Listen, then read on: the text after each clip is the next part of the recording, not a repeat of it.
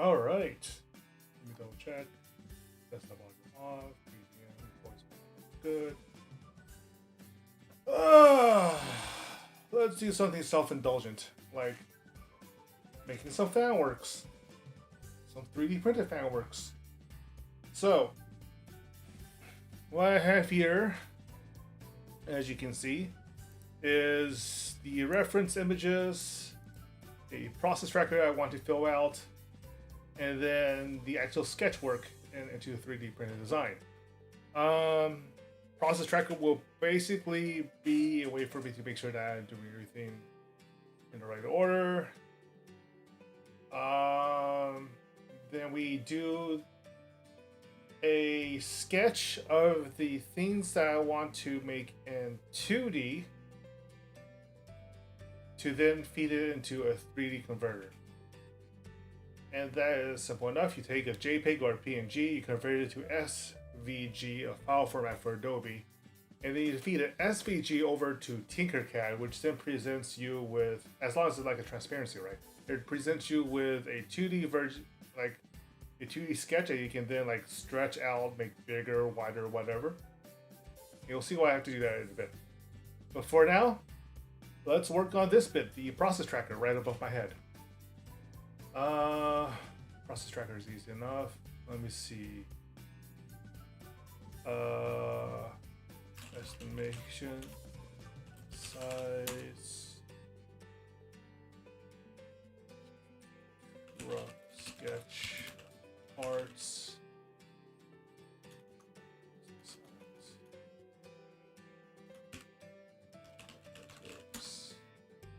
estimate size and parameters. Basically, I want it to be a roughly 1:1 scale. And the funny thing is, Noel's kind of on the short side, so if you see the image over here, this is about roughly 1/3 of her total height. No, is it? Let me double check. Let me see the reference image again. Let's see. I have something over here, I think.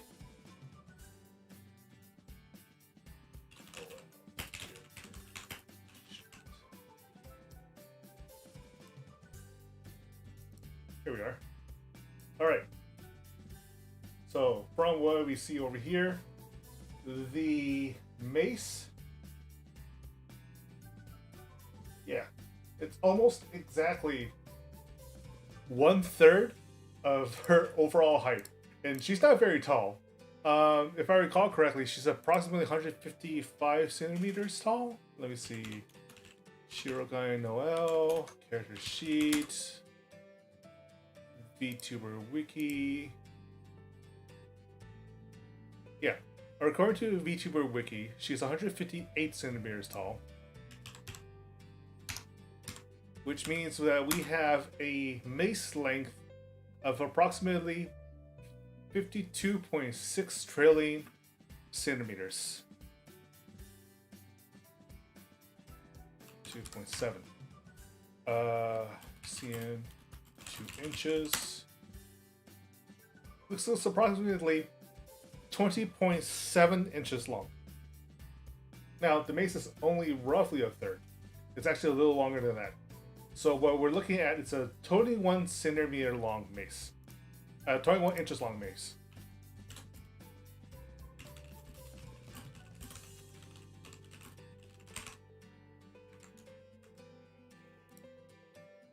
Converting that back to metric. And what we have, yeah.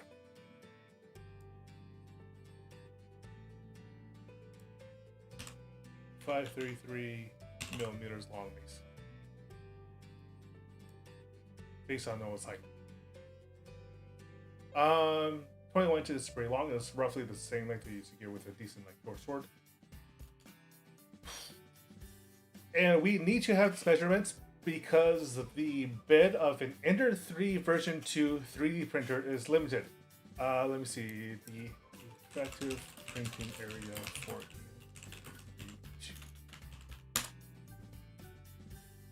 the Ender 3 has advertised a usable printing area of approximately 220 by 220 millimeters with a height of Well, the height barely matters because we're not printing this vertically. You can get it up to 230 by 230. You don't need to. It's not necessary whatsoever. Because the important thing is that there are basically 3 sections. You have the handle over here, the wooden shaft, and the head. And from a quick glance at the head, this itself is also approximately split into thirds. Yeah, let me double check on that. 1, 2, 3. Yeah, the head itself is going to, let's see, head, shaft, handle. And I hate that this is basically euphemism at this point because, especially with Noel, it's a little hard to avoid euphemisms. It's just a bit.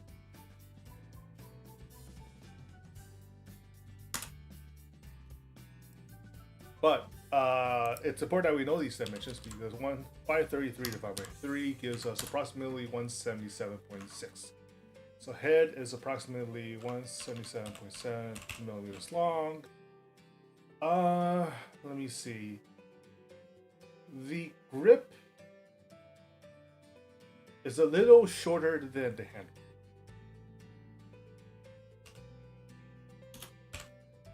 How much shorter? Let me see. Basically using a really rough eye estimate, honestly. But the grip should be, I want to say that the handle itself is about,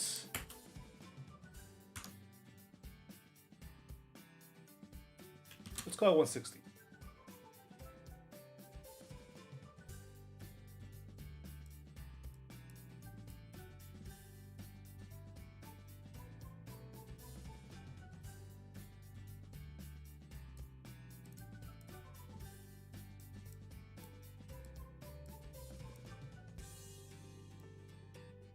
Which means that the main shaft is approximately 195 millimeters long. And that's roughly right. It doesn't need to be exact.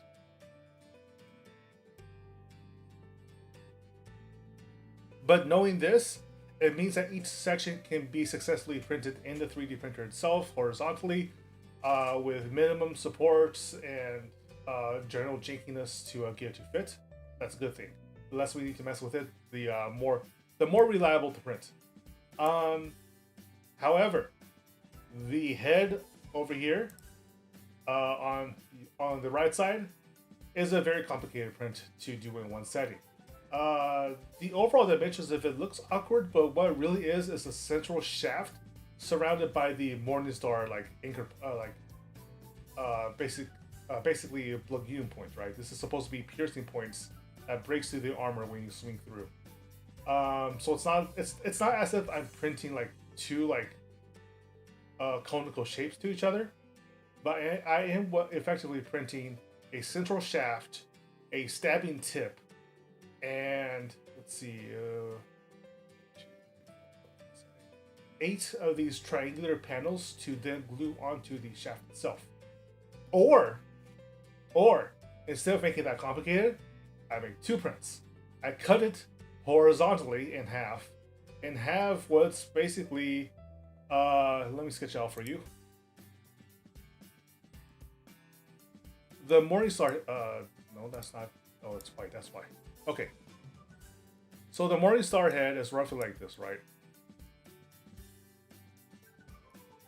And it looks as, and what it is, and like, if you were to do like a metallurgy version, like an actual like replication using like a forge and hammer, and fire, heat, gouting everywhere, stuff like that, would be a central shaft, would be a bunch of these triangular panels attached to the sides, etc., etc.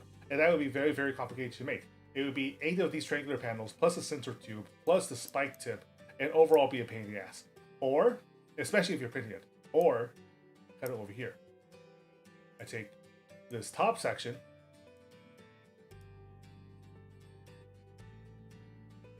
print it like that. I take this bottom section. Oops. Okay. And then take this bottom section.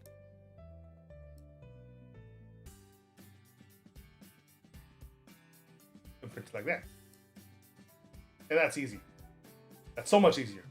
And then I just need to glue on these 2 points. So what we're looking at ultimately is not a 3-part print, but a 4-part print.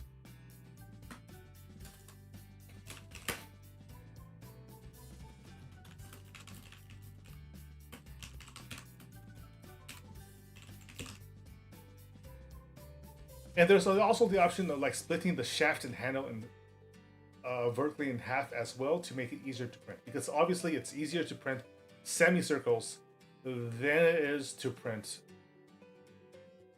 tubes, especially if you want to do it horizontally. I can also just print side supports along the. I can print support modules from the sides to the base plate, or even print it vertically, because I've had some success with that. Although it's less reliable doing it that way. But I think you get away with just printing the shaft normally. There's also the pragmatism factor involved. If I were to want to like give this to like a Noel cosplayer, for instance, is she going to swing it around? What's going to actually be safer to print? If I were to print it vertically, for instance, oops, not that one, not that tool. Like, oops. The safest way to print a tube is not vertically, because what the printer is going to do is going to print layers and layers vertically, like so, right? If I do it like that, which means that each of these layers becomes a potentially hazardous breaking point, making the whole thing crumble into like sharp plastic shards. And trust me, that's no fun. So, printing it horizontally means that the failure points are much more difficult to pull off. Not impossible, but a lot more difficult. That raises the question of whether or not I just want to like print it in halves, and I think I do actually. What I have coming in the mail is a supply of PLA glue, or glue really, using a like specialized 3D printing glue made for PLA style plastics that has extremely strong bonding properties, stronger than normal glue, and can basically make these into one whole piece. But I don't want it.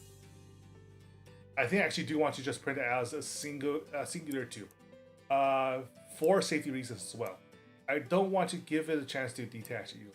And even with PLA glue, what you have effectively is a seam running through the center, so that if you hit it at the wrong angle, it will split apart even with the glue attached. Of course, this is not going to be a solid piece of plastic. That would be wasteful of me. It's going to have a bunch of fills in the center. I'll probably be printing the sides as like a flat surface, but inside it will be basically just a whole bunch of like 3D support structures within the tube itself. That's fine. It's not meant for combat. It's just meant basically as a prop or cosplay piece, so that's fine.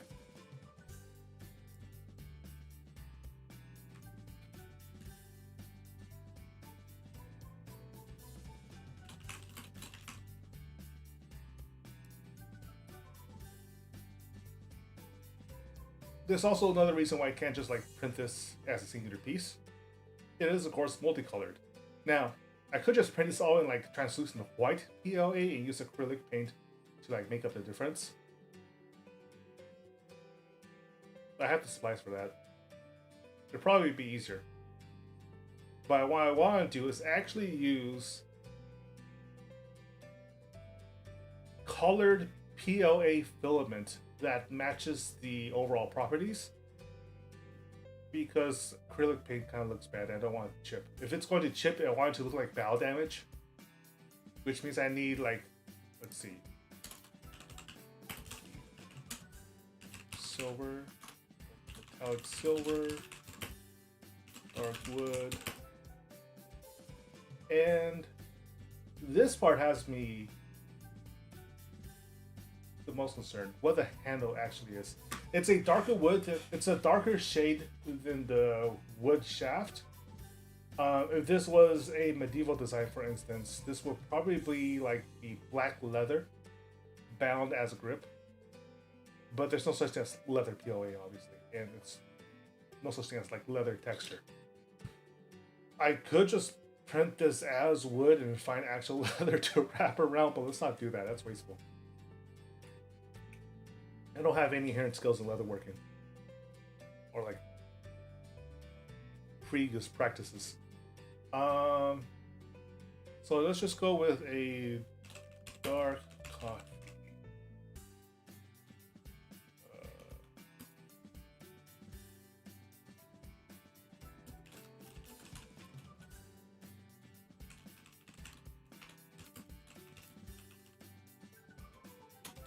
Dark brown. I'll see if I can find some matte finish PLA for it. Most PLA tend to be relatively reflective. I don't know why that is. Well, I'm sure it has to do something with the plastic properties. It's easier to find reflective PLA than it is to find anything else. But leather grips tend not to be shiny. So let's go with that.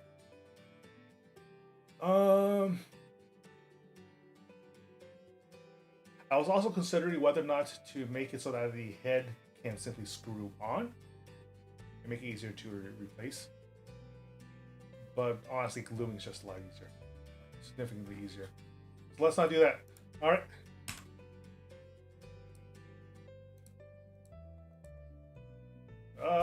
No, that's not what I want to drag. There we go.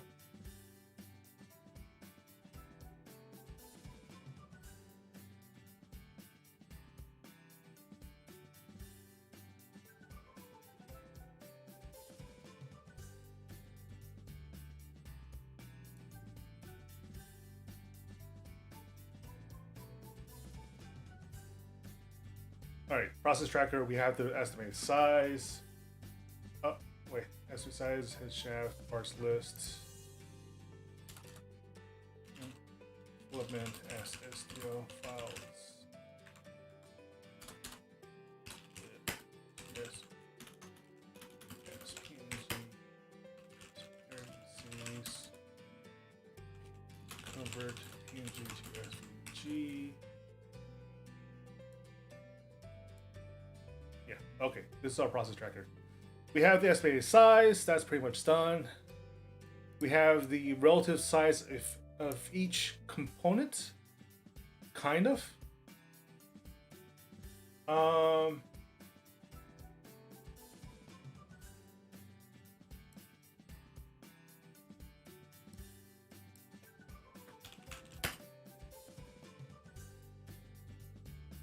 no, let me copy paste this part. Head parts as SVG, central shaft, spiked tip. What are the parts of Mace called?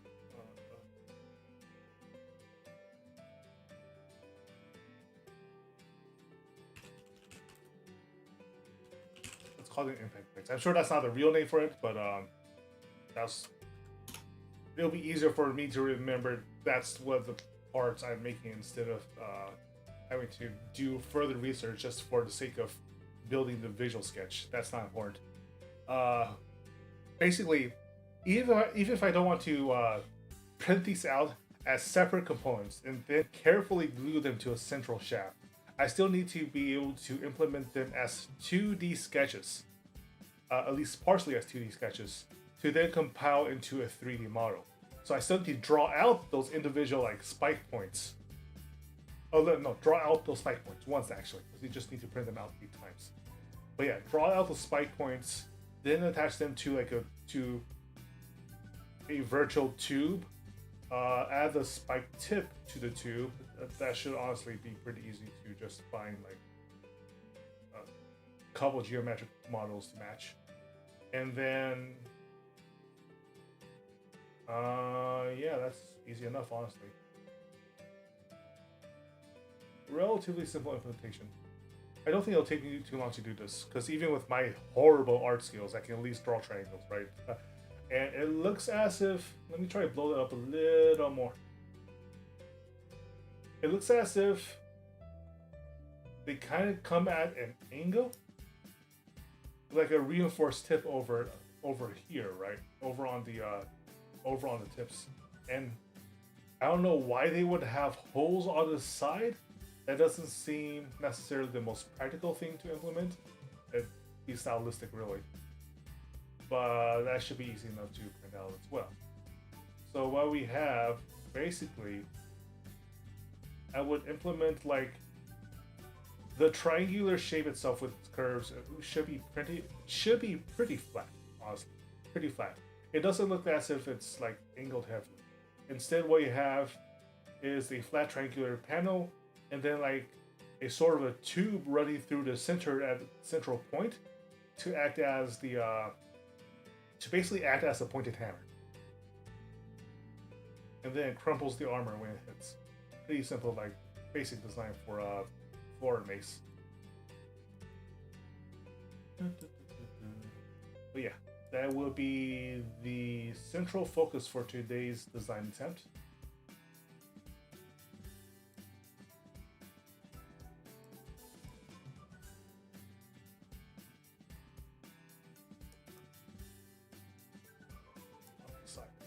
And it'll need to be done as a transparent PNG. So let's get rid of the paper layer on CSV and figure out how to implement. Here's my sketchpad, or my tablet. Move the wire over. Why is this stuck? Give me a second. The wire on this thing's caught.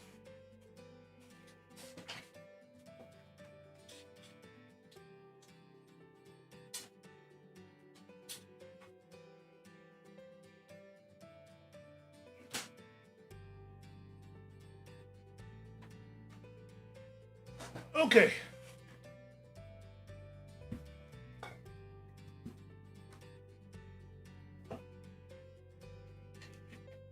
And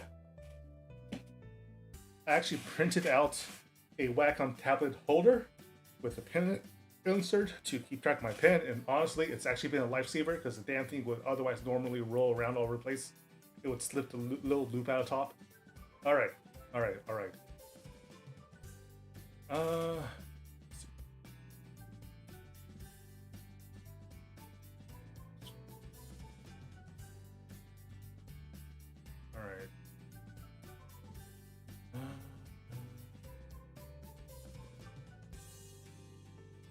Opacity max, black.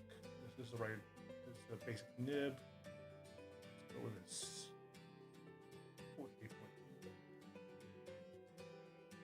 Yeah, should work. No, let's go 12. A little on the thick side.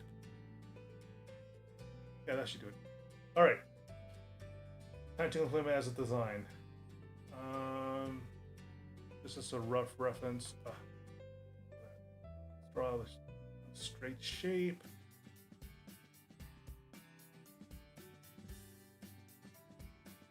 That's weird.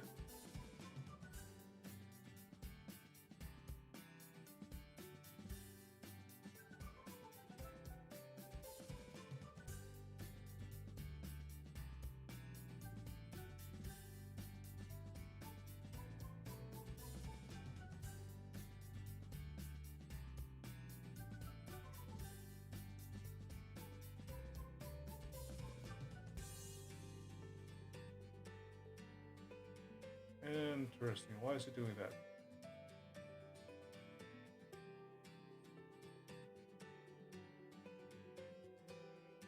It's only making me. It's only letting me do rectangle stuff. What did I do last time to make it this way? Huh? Oh, aspect type. Yeah, there we go. It was locked to an aspect ratio for whatever reason. I forgot what I was doing previously with that. But yeah.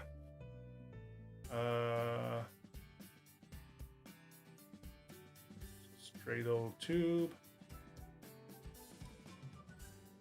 I should figure out. Oh, I forgot.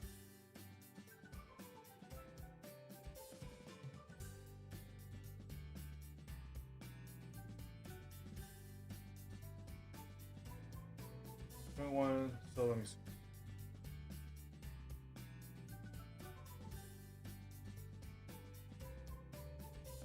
If the head is is exactly 1/3 of the overall weapon's length. We're looking at a 7-inch head. We should probably bust out the ruler to make sure that this is exactly what we want. Or at least that whatever we draw is divisible by 7. That's the most important thing. And if it is roughly 1/3, we should probably also figure out like how wide the final product is going to be. Let's see.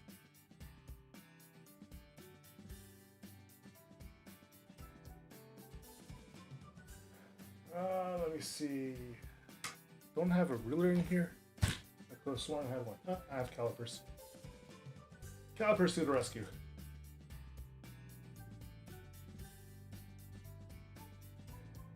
Just read up to the screen. Get a rough estimate. Alright. So that's 25 by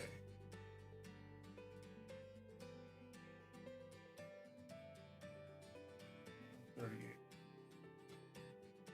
Yes, this is that's called 140. Yeah, 140. 25 to 140. Oh.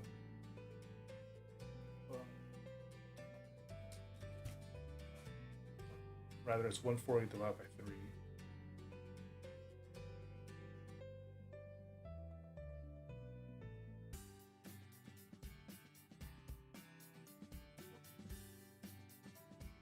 What am I doing? Oh. Okay.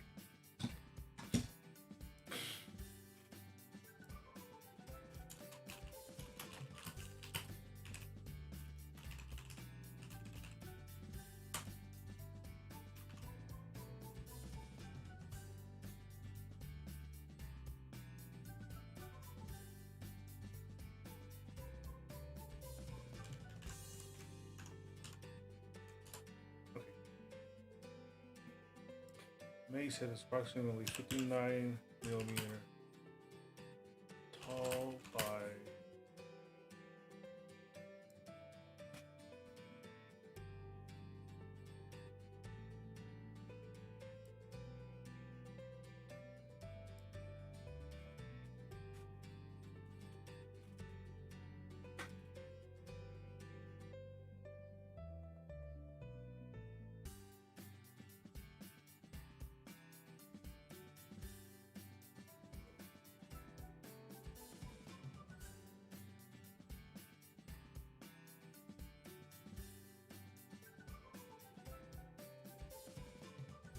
4 by 47.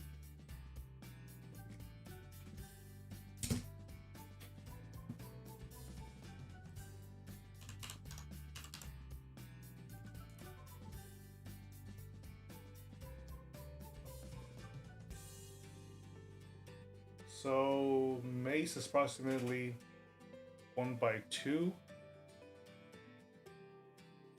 which means 59.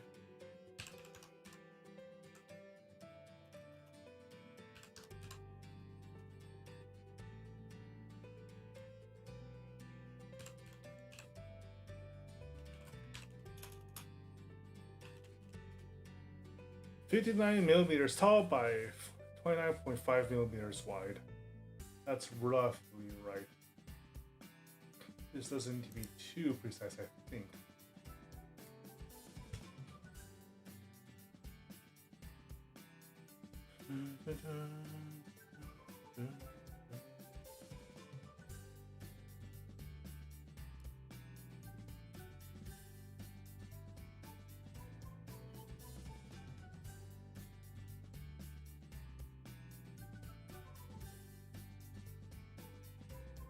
But that's not going to matter right now. That's more for the implementation later on. Because I can just adjust the final property to fit the 3D model. Right now, however, I need the actual design. And the actual design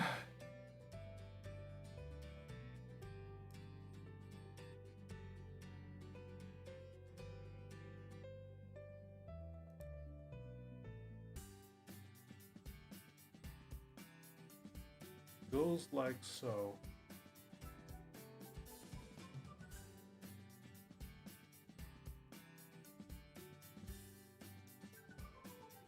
Let me see.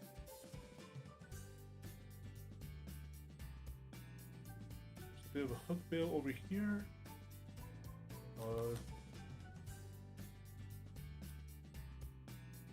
Like this, right? There we go.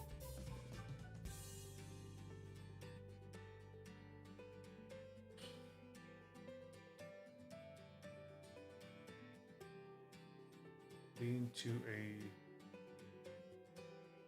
deeper curve this way.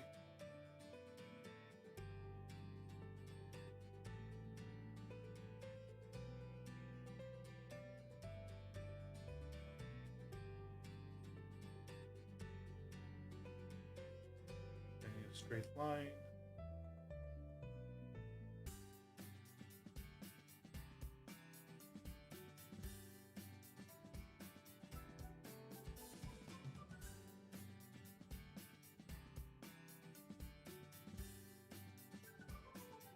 There's another point over here that's mostly just decorative.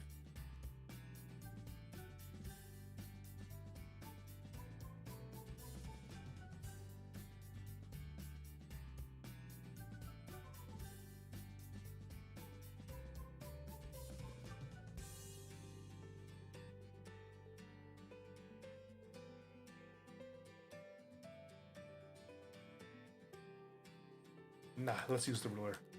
Let's use the ruler properly.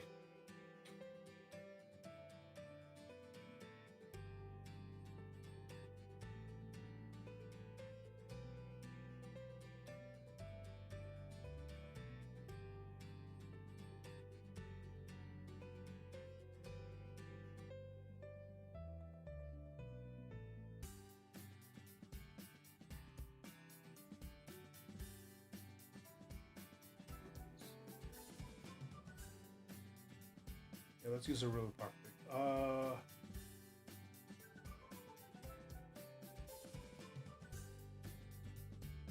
These are measured as 160 pixels at set.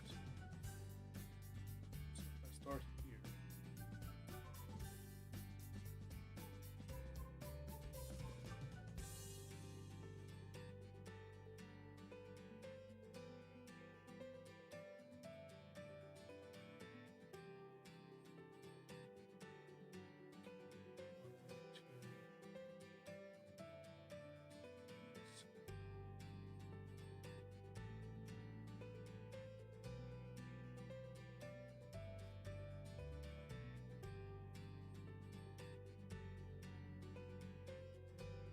Am I doing this right?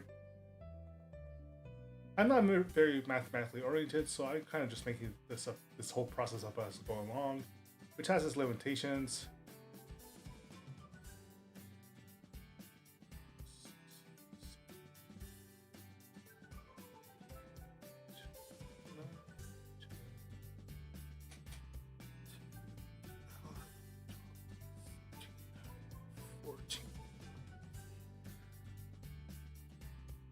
Okay. 14 squares long by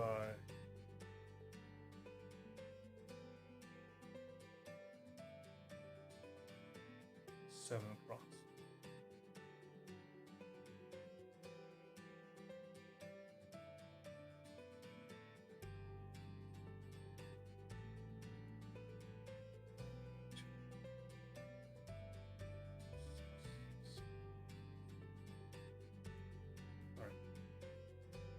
And let me see.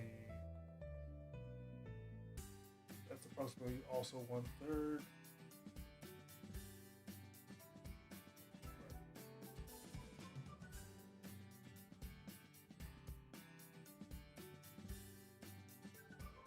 Oops, that's not one.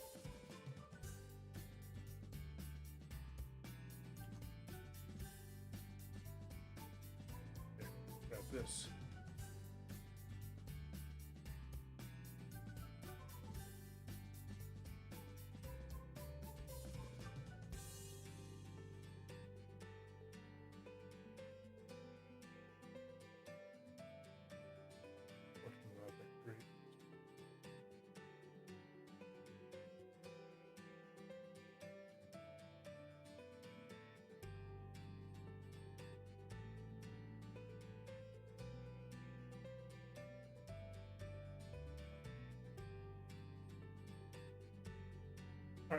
relative cross section.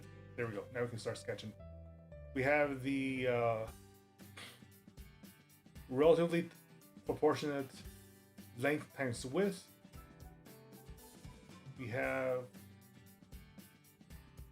let's see, that's approximately,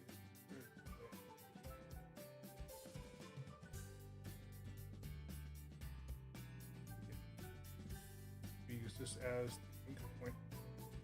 What was that? Let me see. It's a wider tip. Size 20 will be good.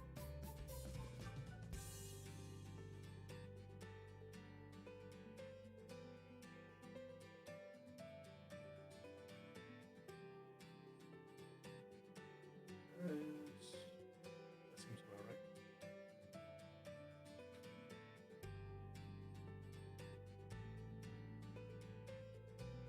Yeah, there we go. And down here, relatively shallow, approximately the same distance from the edge.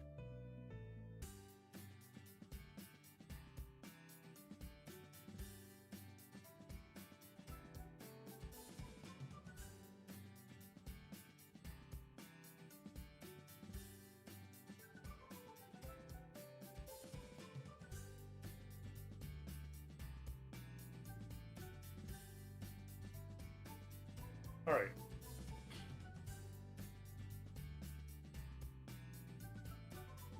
So this is just duplicated 8 times around the central shaft. Or you make this into basically 2 conical pieces.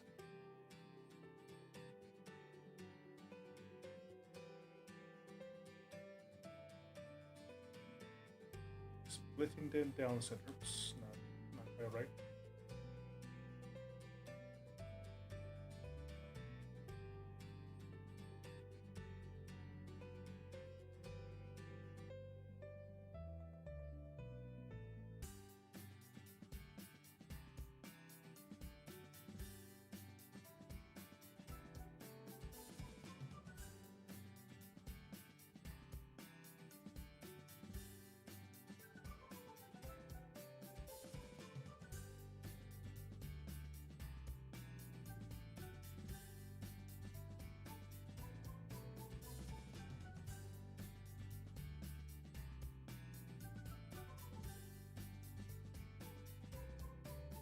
Rotate this around.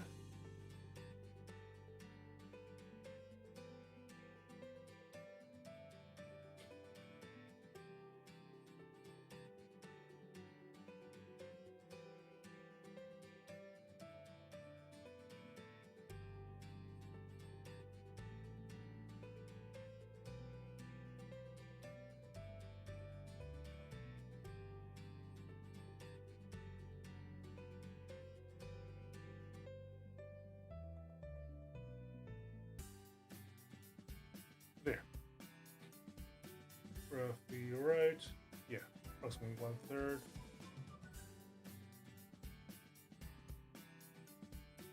Top piece, bottom piece. Nice and easy. Right. The holes. Let's see. I don't need to worry too much about implementing the reinforced tip over here, because in Tinkercad I can just make a small thin cylinder with like a small like hemisphere cap on the end and just like slide it through the middle of each point and then cut it in half again and then just make a flat surface, etc, etc. Easy stuff. Oops. I then need to find a circular. Where is the?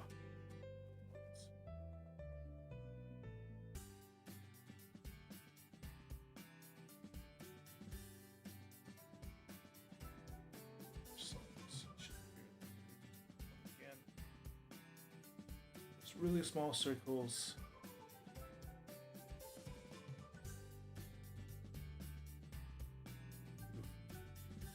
Big. Maybe not 20 then.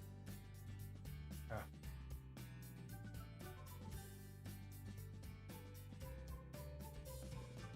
actually. It's much easier to use.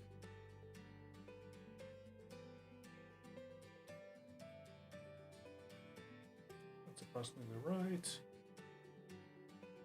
Select. Duplicate.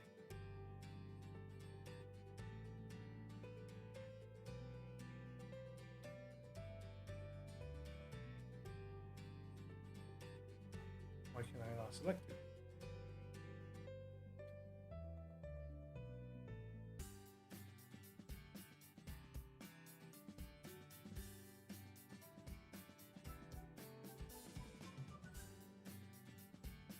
Oh, that's weird. What's going on here?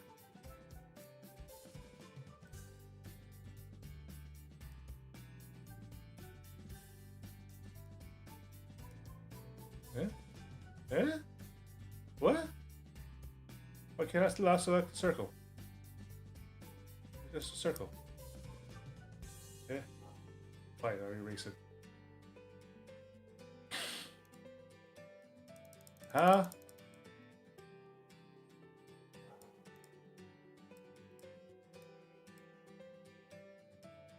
I'm on the wrong layer.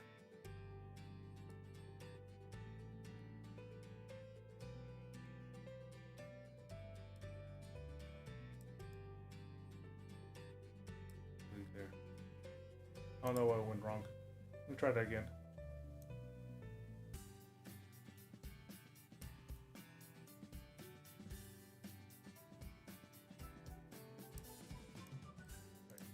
Click to finish the circle because it adjusts the angle.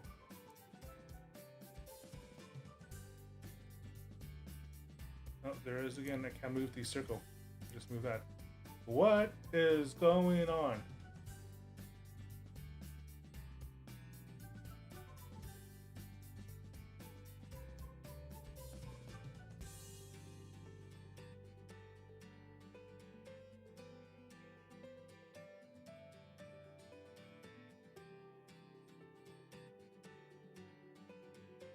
Am I just using the wrong tool?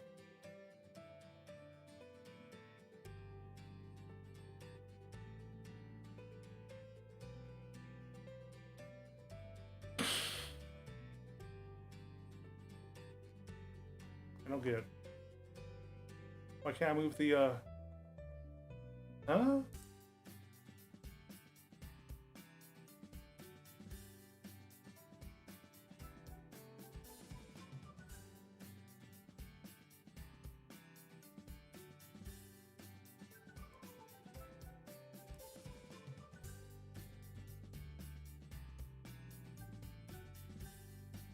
I'm so confused. What am I doing wrong? Why can't I move the circle?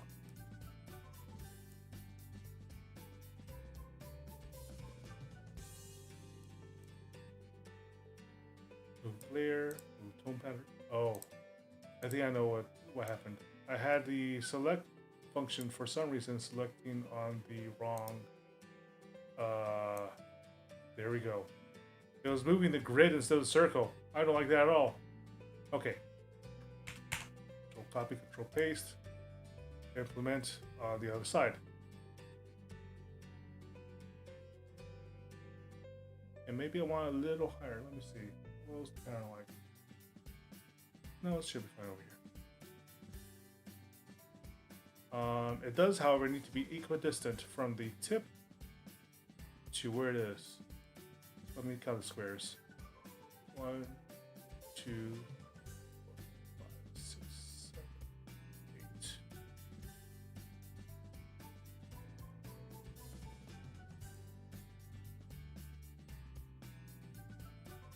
Well, a little easier right on the grid.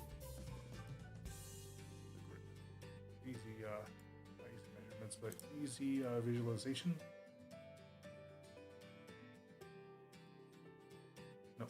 Down part. All right, there we go.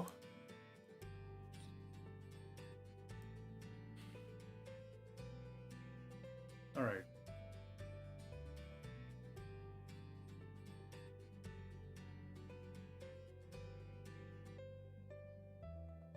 There we go.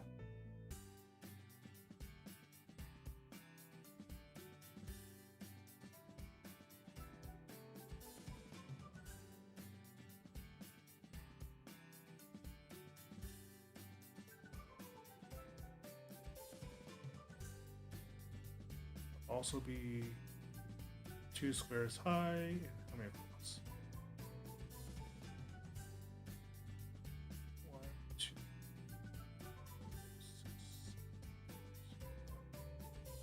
10.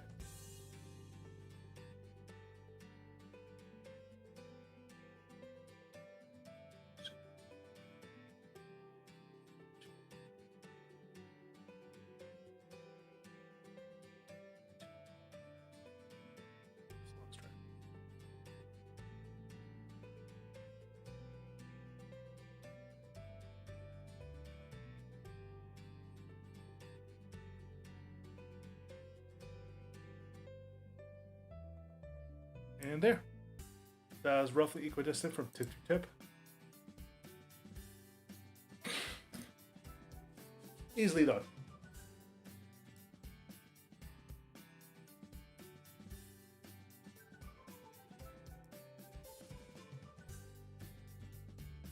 And then it literally doesn't matter how I feel this thing as long as I feel it. Wow, what happened there?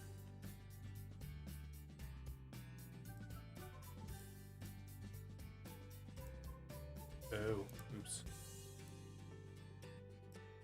There we go. Yep. And just erase the lines between the two.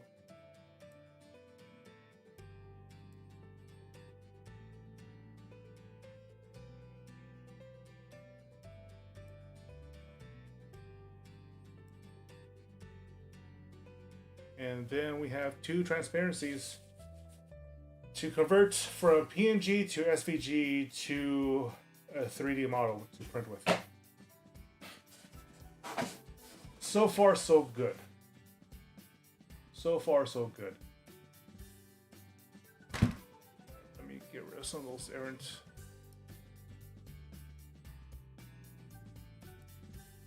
Clean up.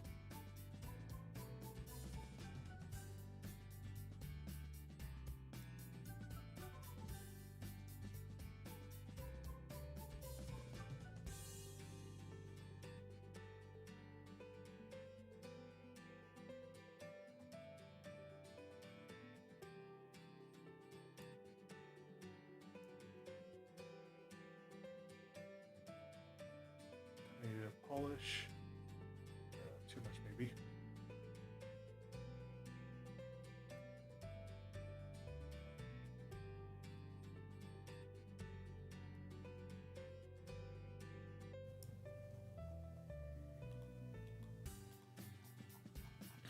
This actually had to fill out manually, because otherwise it would mess with the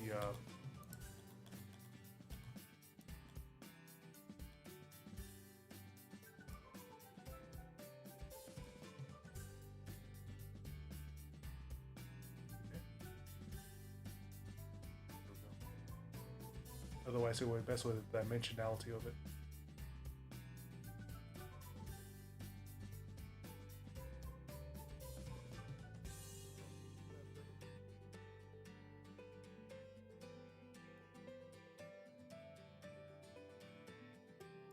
Carve outs a little bit.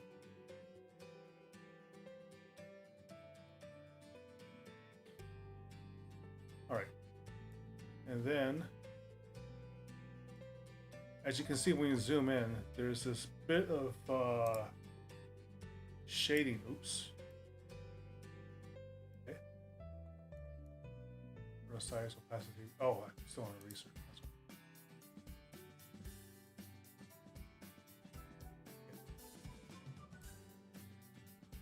Fill in the gaps that the fill tool didn't hit. And for that.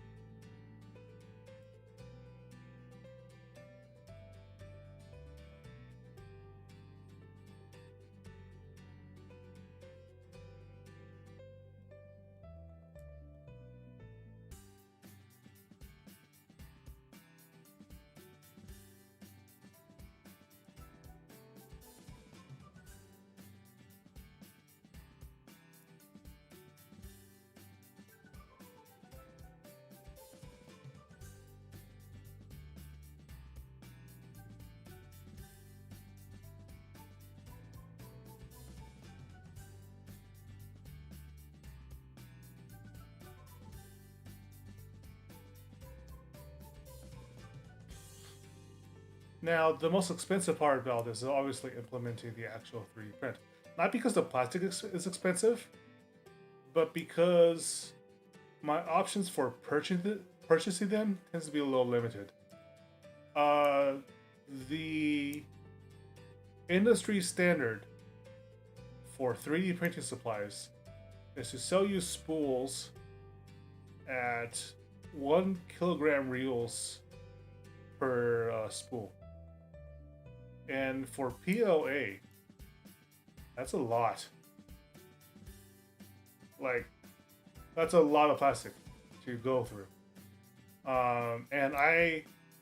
It's not as if I'm planning to print out an entire line of Maces, right? It's not as if I'm in the Mace selling business all of a sudden. I just wanted to do like one project print. Maybe, like sell it off to cosplayer or something. If there's a Noel cosplayer that wants a Mace, by the way, you're absolutely free to contact me. I'm sure we can come to an agreeable price or something. Absolutely feel free to contact me over Twitter or email or whatever, and we can work out a deal. Because I think this will actually come out looking pretty swell, especially if I do a little bit of touch-up afterwards. But that's beside the point. The point is, I've been trying with only limited luck to find a dealer, not on Amazon, that sells smaller like sample reels, right? What I want is approximately 500 grams of each of the color I want to use.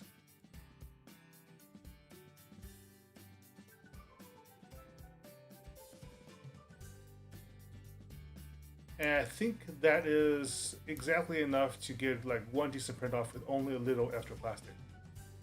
I don't necessarily mind extra plastic because I do plan to also build a filament maker machine, a DIY filament maker to recycle any waste plastic and to mix color filaments for other projects. So I think that would look pretty neat. Multicolored projects always tend to look a little interesting. It's also something you can only get with 3D printing in the first place without having to color by hand.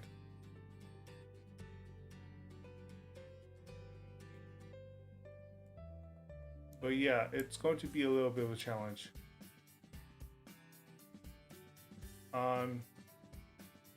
There are like independent 3D filament sellers that produce test rolls, right? For approximately, what was it? I want to say, like the standard is approximately like a sample reel of 125 grams or grams of plastic filament for you to experiment with.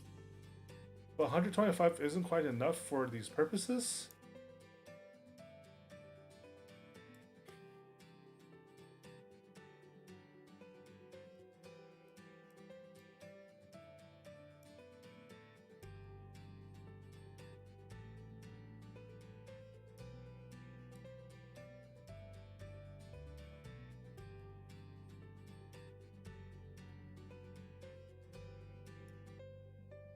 And they're also not much cheaper than the Amazon bought ones, honestly. Oops, wrong one. Not that I want to use Amazon filament. Those tend to have serious quality control issues.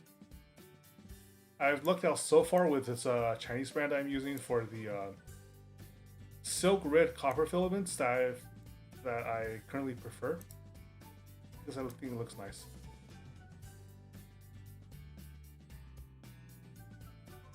There we go, that's all cleaned up.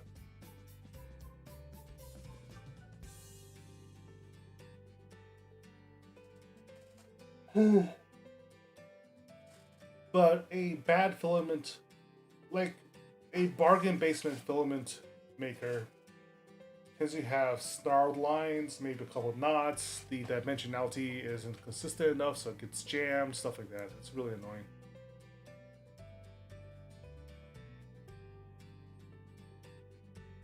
Alright, I'm going to save this in two parts, the top head and the bottom.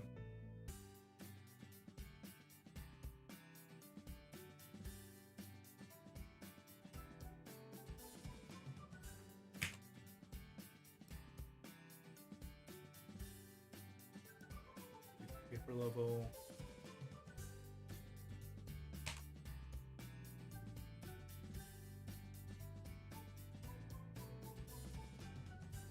Save as.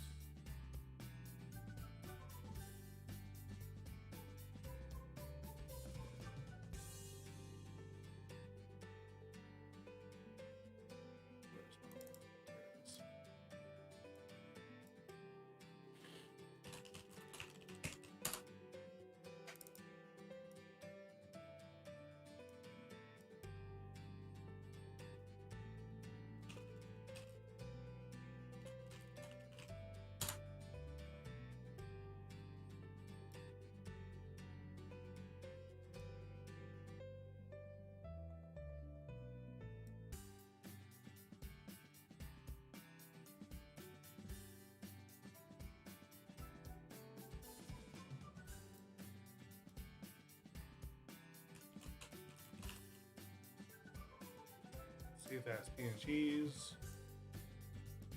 Alright, next step is quite simple. I find a PNG to SVG conversion site.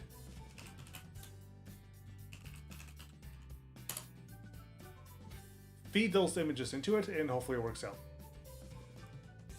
Convert to.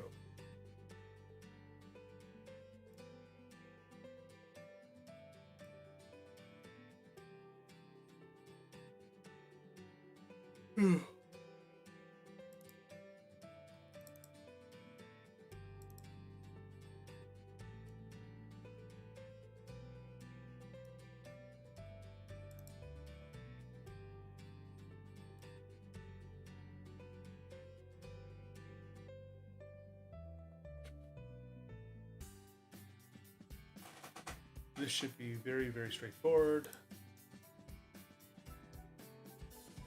All right. Let me see if this works. Tinkercad.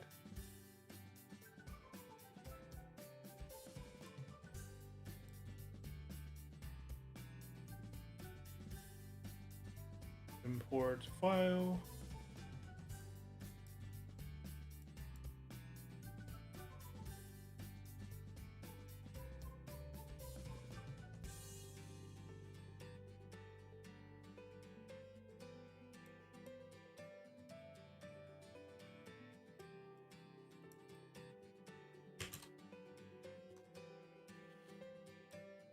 Oof, it's big.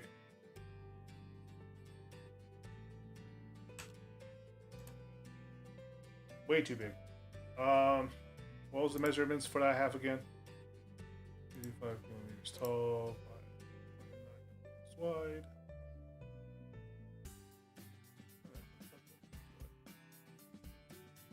So that's half again.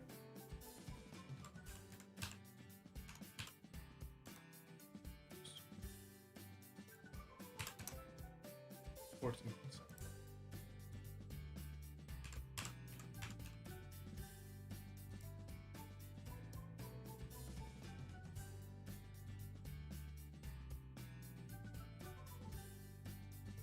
Is that right? What?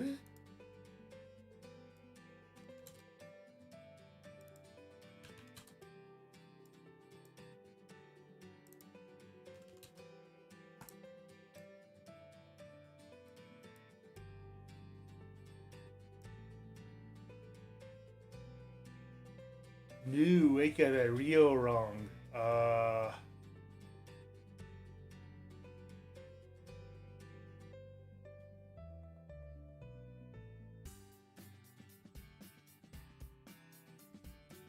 Yeah, I got that really wrong. Why?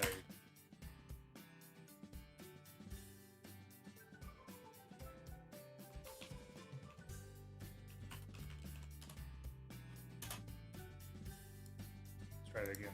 Delete.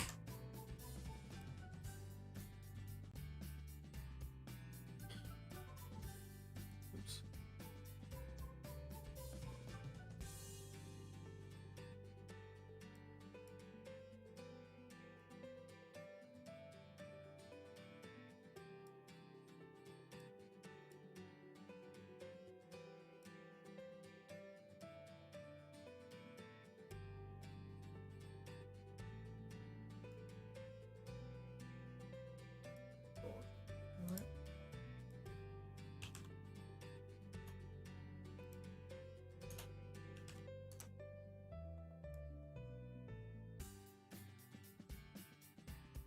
that right? Yeah. All right, let me show you what I'm working with right now.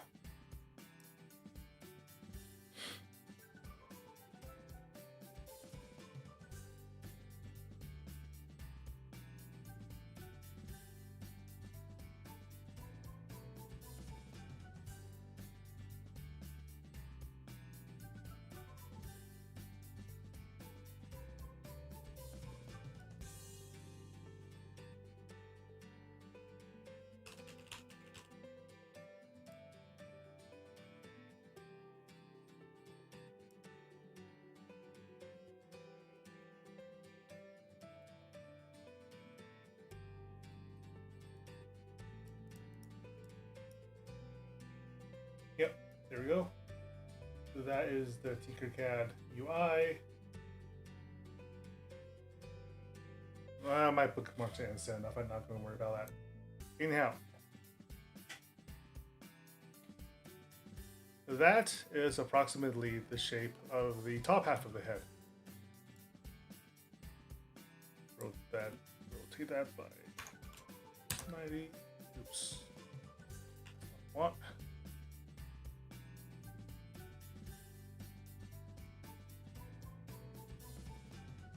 Here we go.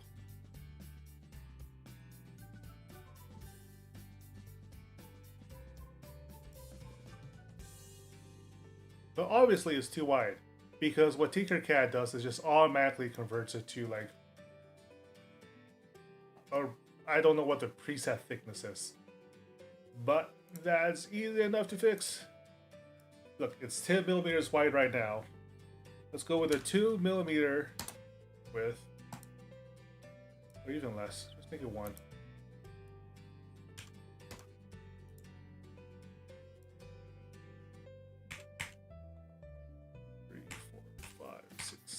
Eight.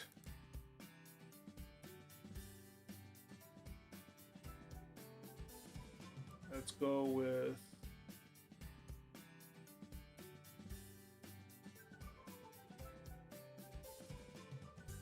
let's see, how high is it?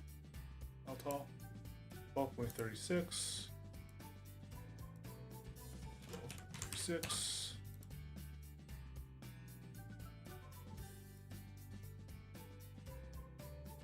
Oh, why should the shaft be? Let's go with a standard 8x8. Oh, that's way too big. 2? Looks about right.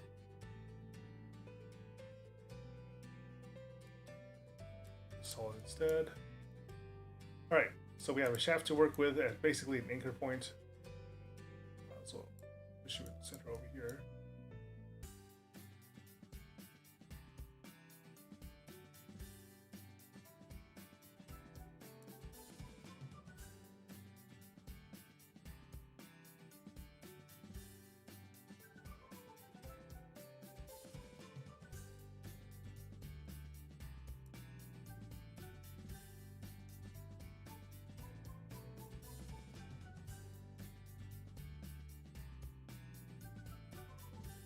I even gonna need the chat. Let me get rid of that thing.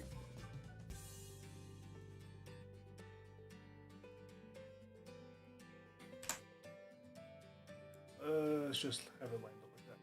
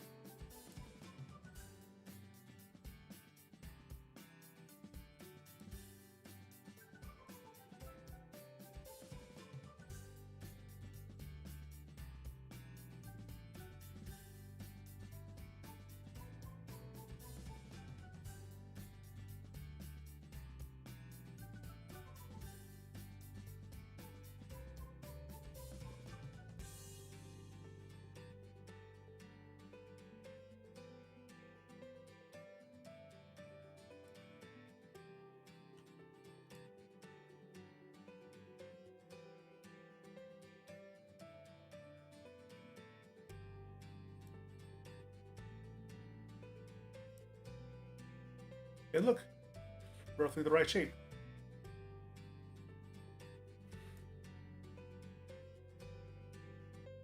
We do want to scooch the corner ones a little closer.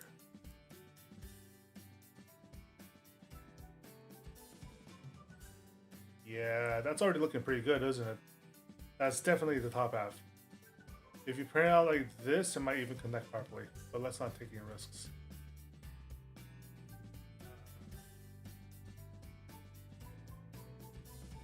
Bringing up the Noel reference one layer. Again, you'll see that there is a bit of a cap over there on the top. Basically has a conical spike.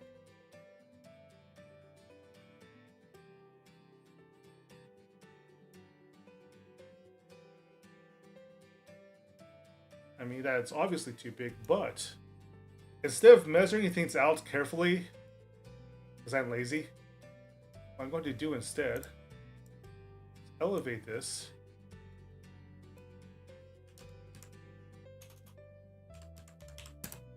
to the same height, drag it on top until it's center,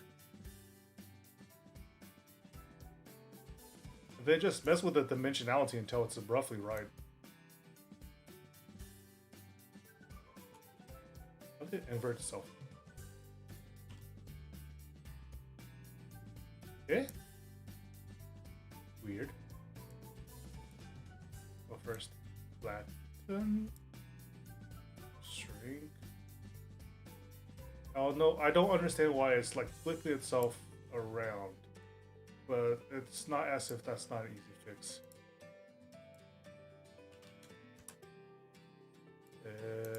That was the wrong.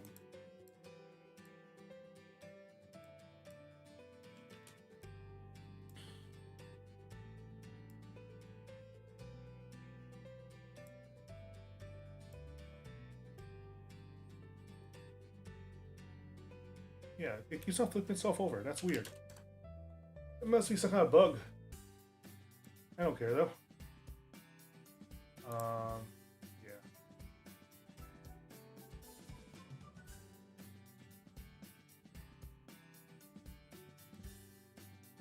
Copy paste. This one gets flipped upside down.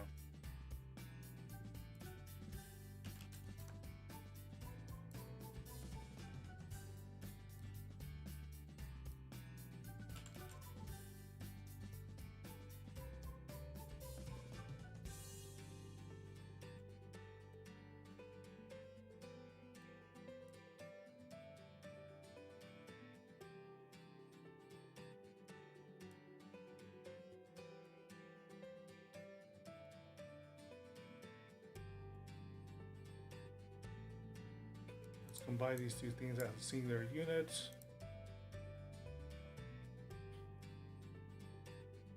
Combine that with a cylinder. Stretch out a little bit. 3 by 3.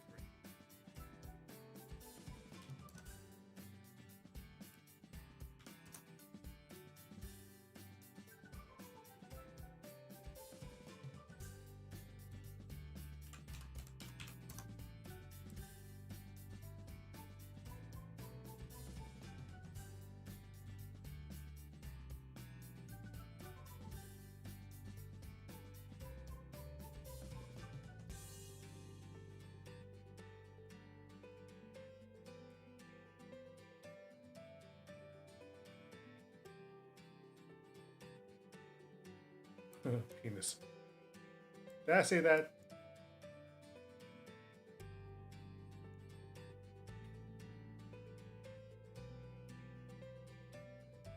That look right. Could use a little adjustment.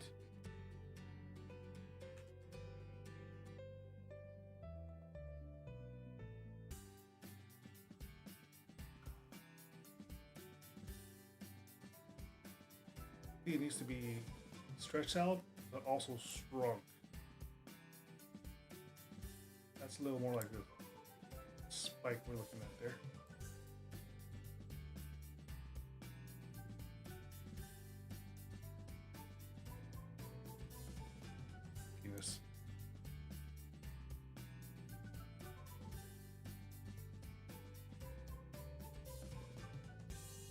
Does that look a little closer?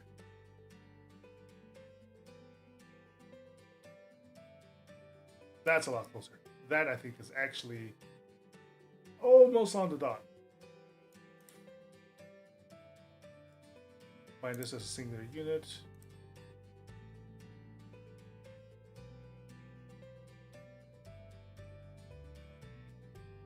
And it's starting to look pretty good. The main point of concern now is the filler material will need to have an even wider cylinder over here to fill in any of the missing gaps.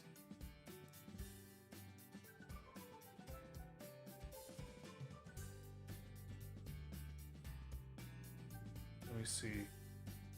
It'll need to be a cylinder a little less than 3 by 3.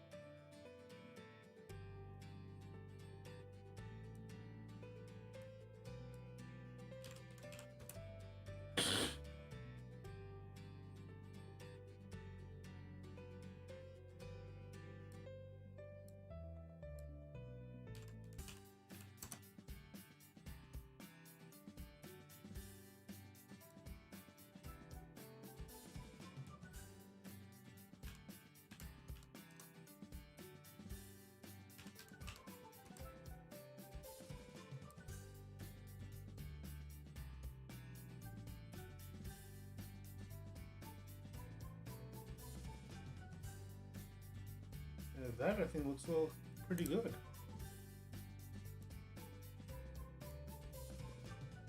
All right, there we go. Look at this. This is the top half of the Mace head, roughly. The tip might be a little big, but that's fine. Penetrating part. The main point of concern, the hollow volume in the center, has been addressed. And dimensionally, this is roughly right. Alright, that was the easy part.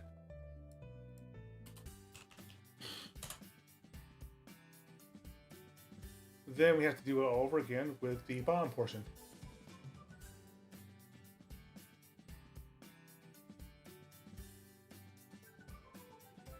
Or maybe I want to dial in a little more, because this part doesn't look great.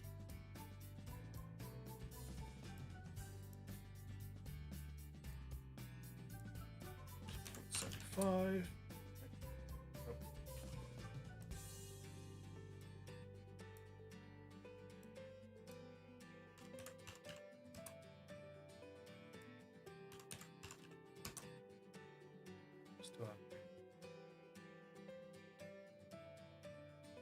Maybe just the height.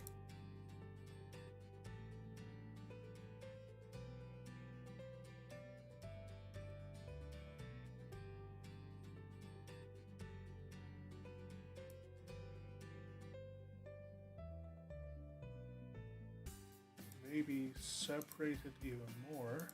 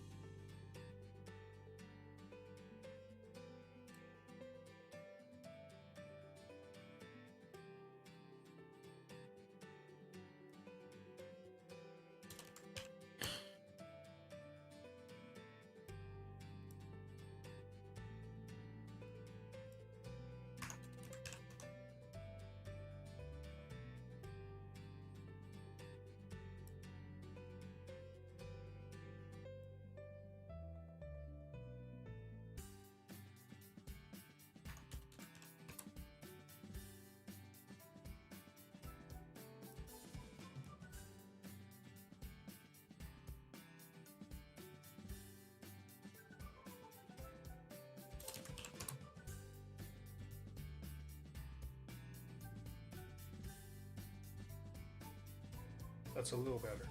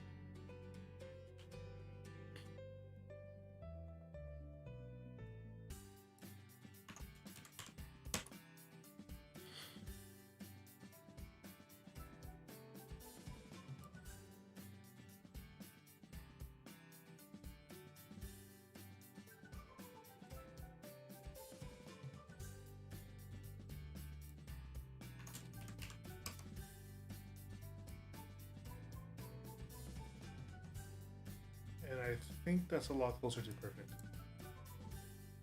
Yeah. Combine now.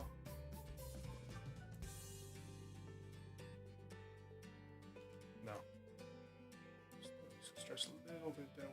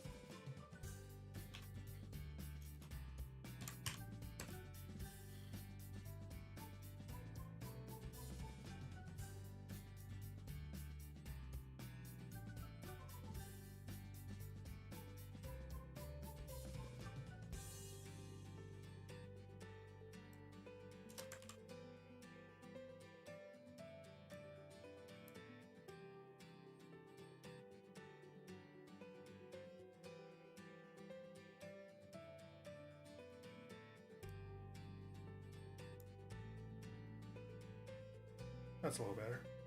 It was the snap to grid function that was messing with me at the moment. It was in 1 millimeter increments when I wanted 0.1 millimeter instead. So that's just a lot better. Similarly, I should get a better centering this way. Okay, let's see if it works. Combine.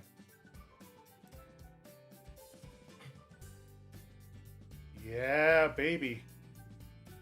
That's a model I can be proud of.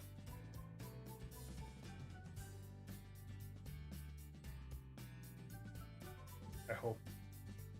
The only way to tell is to print it. Okay, that's the top half.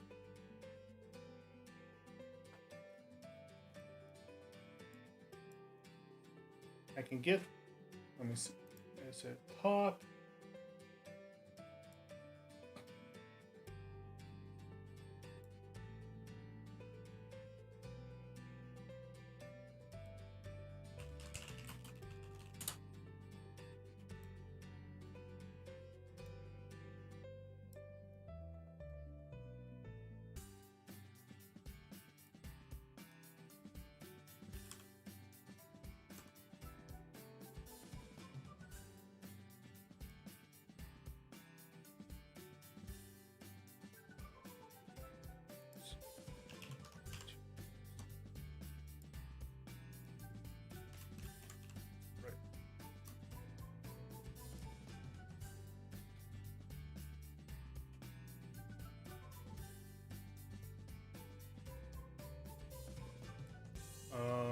make sure that this is right.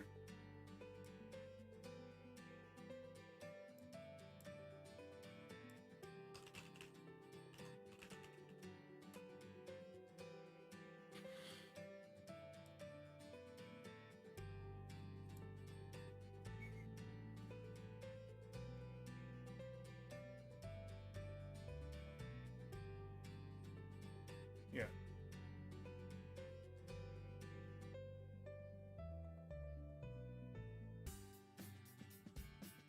$21 1.7 by 16. So get rid of this.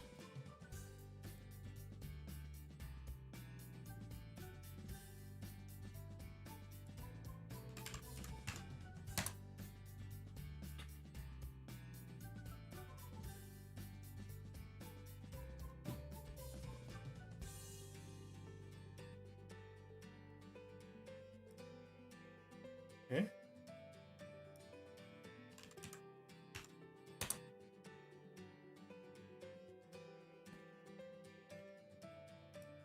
How did it look like this? There's only 3.63 millimeters across. That's not right at all. Why? What happened?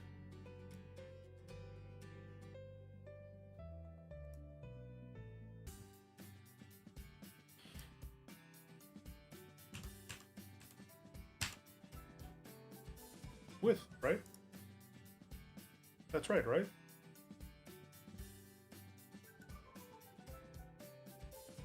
Nah.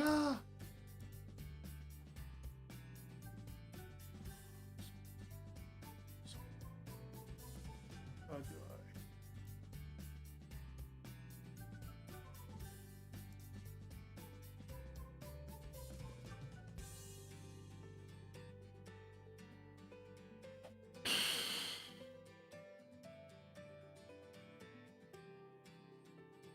Be right back.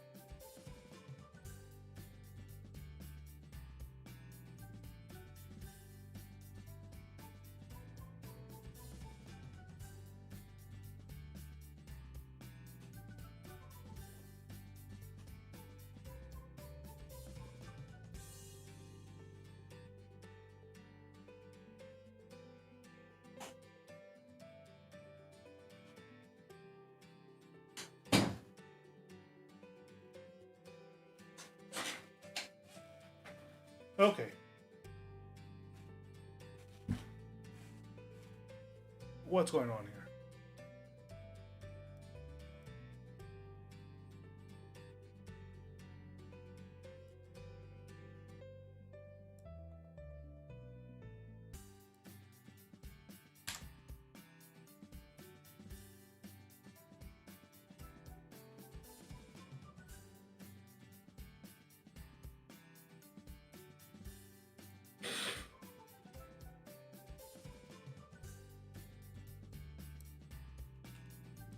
How did I even do it first time around?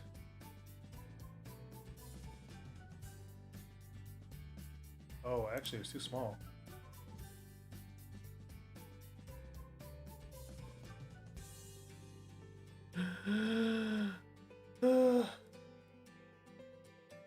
Oh, easily enough.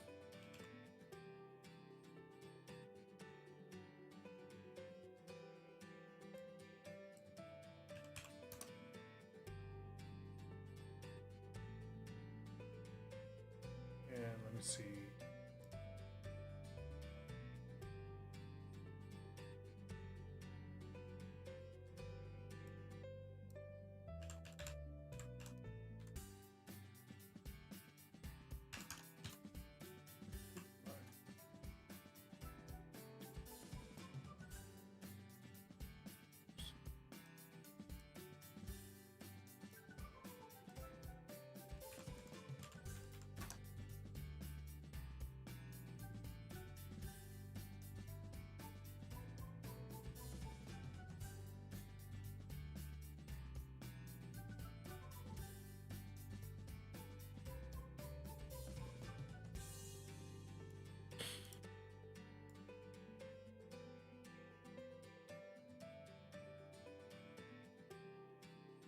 basically how I imagine it? Yeah, it is.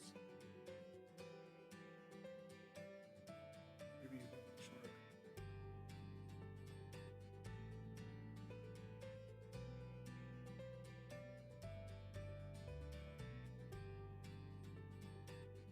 A little fibbing for the sake of model accuracy is alright, I think.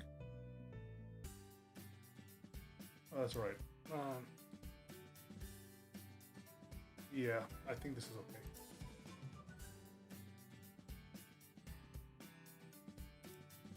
The most important bit is that the base is the diameter of the overall head is right?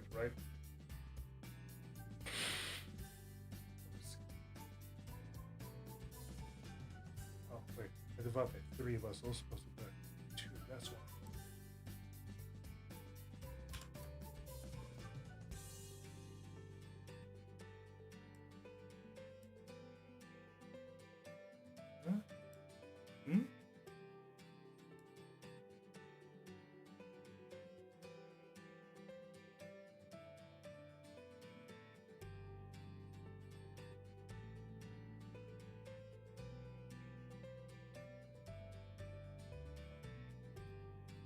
Oh, did I get a measurement wrong?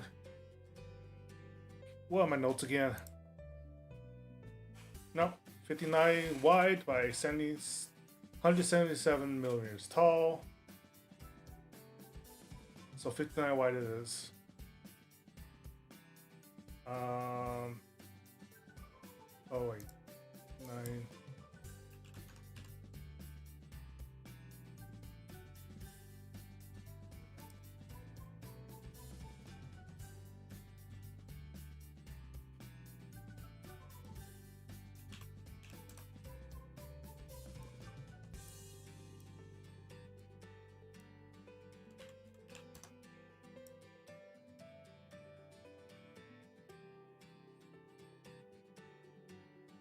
Goes a little taller than that.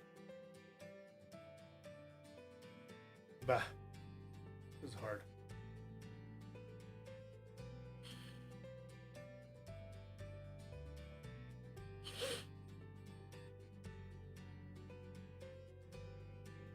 Is that right? I'm not sure that's right.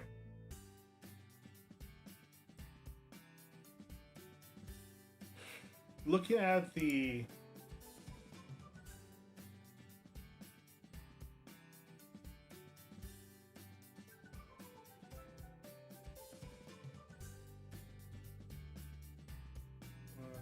okay, it's a little less than half. It's a little less than half.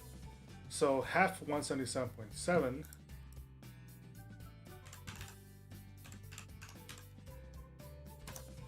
is 88.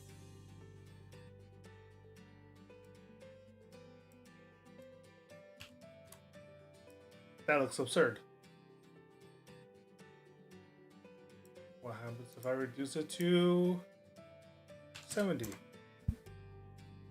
That looks less absurd.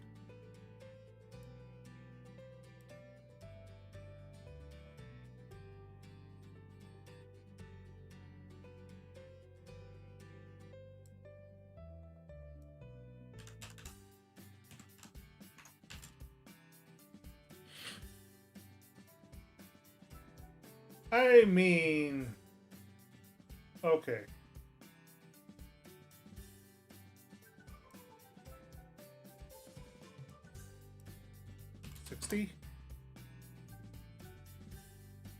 Let's call it 60 and call it a day. Let's see.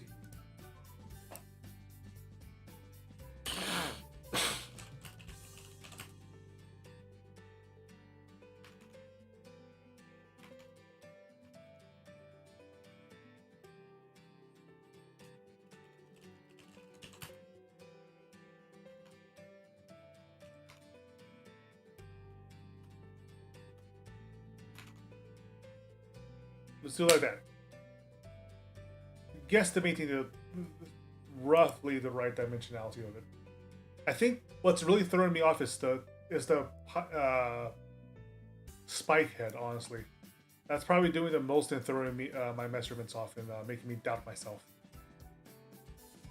But hey, as long as the base is 59 by 59, we're roughly okay.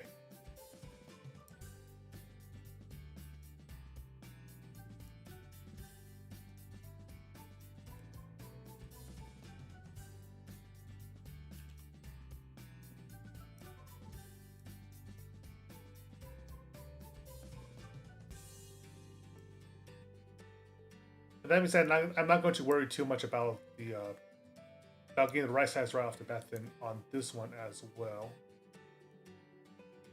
How wide was it? Let me see. No, don't worry too much. Maybe worry a little.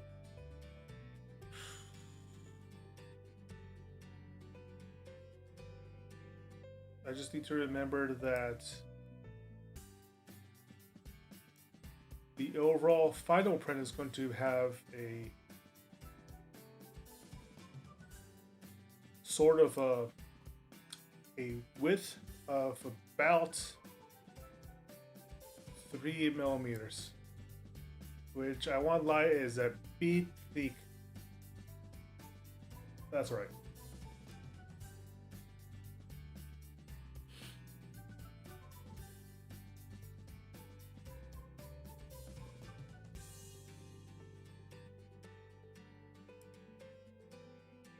All right, bottom half. The bottom half is topped off by a basic screw-on shape, which is basically, let me see, what options do I have? 2 rings stacked on top of each other.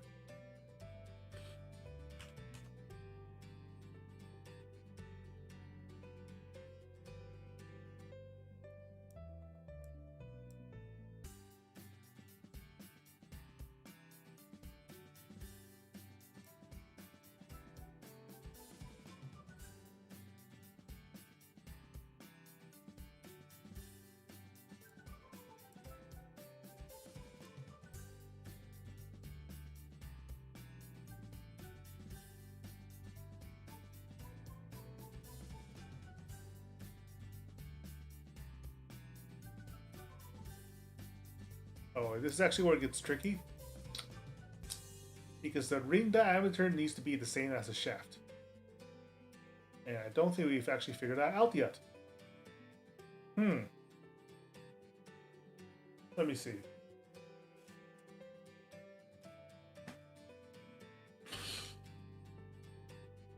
Using the caliper as a measurement. I dropped the pin. No!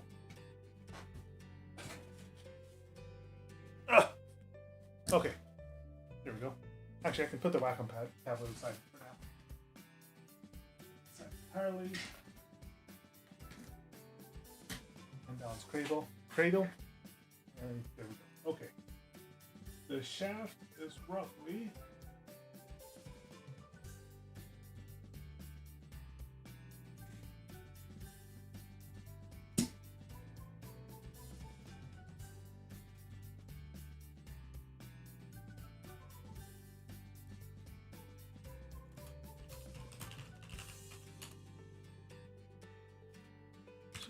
6.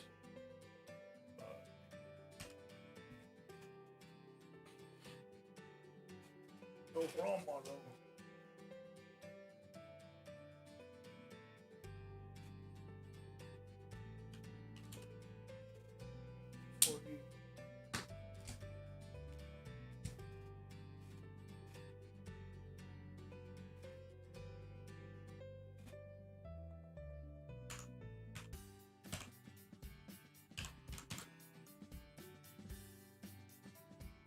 Simple math. Not complex at all.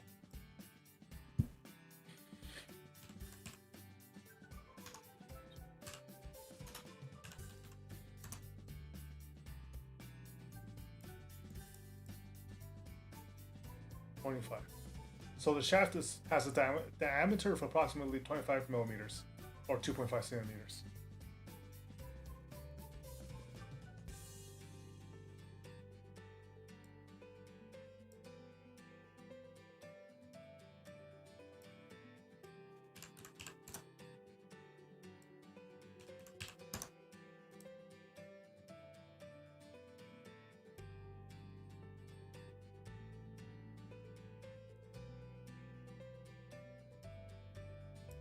This has a total height of 25.48, so you will have a total height of 25.48.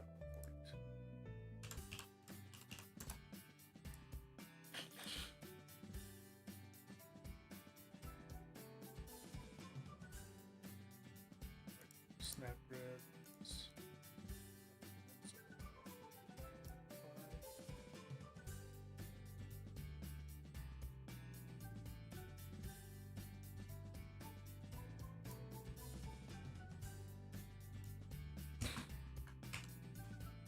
One, two, three, four, five, six, seven.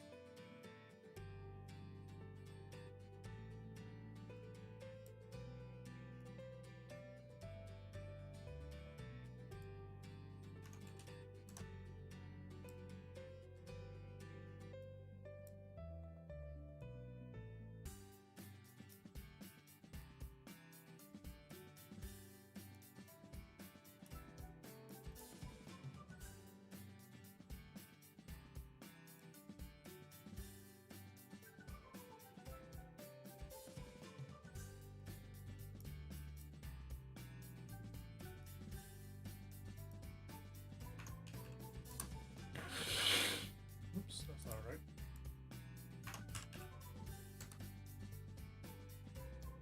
No.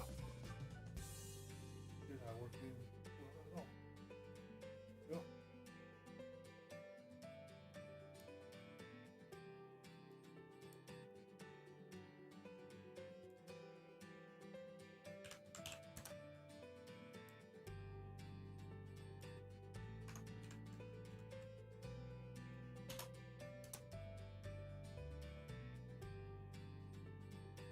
That's all right.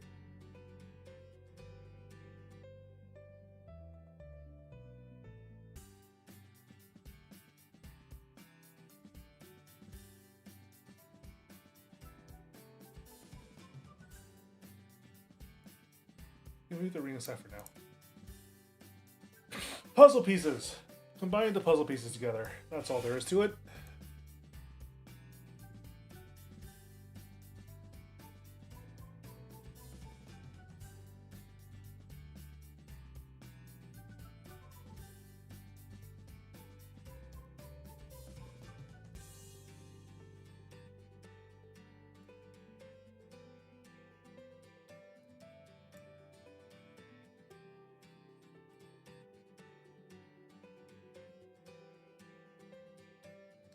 For things that are designed to be vertically straight, they're not really all that straight.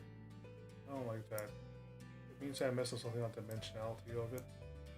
But that's alright. I'll fix it in post-processing.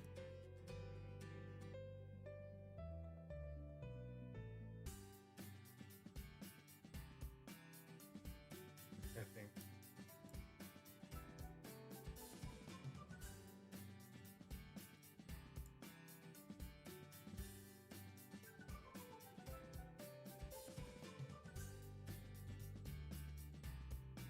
I hope.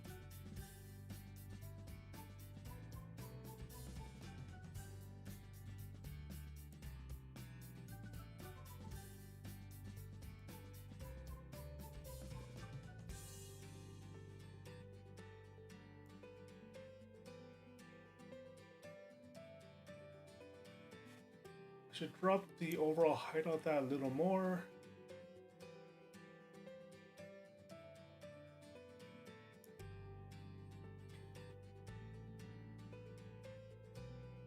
Let's see. 2.5.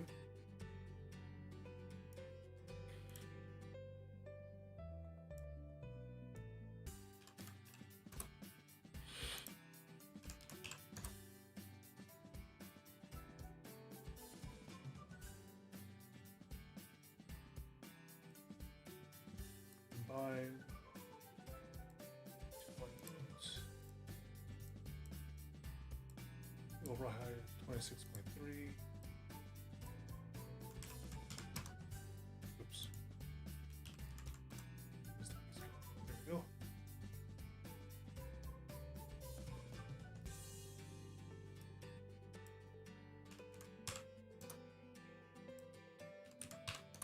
make it a little smaller so that the chassis sticks out properly.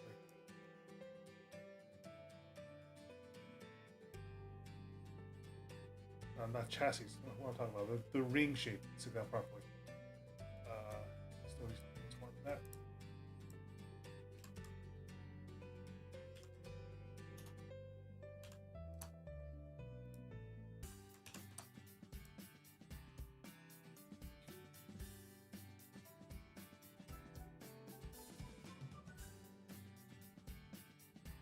Nah, a little too small now.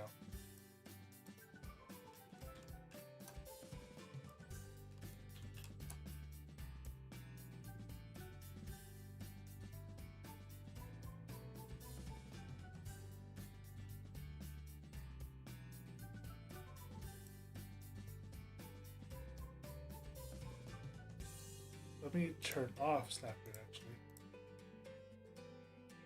That's a little smoother.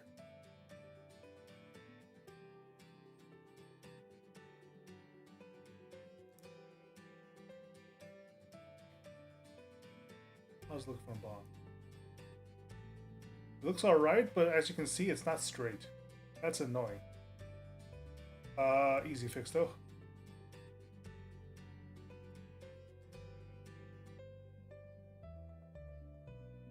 Take out this interrupt entirely.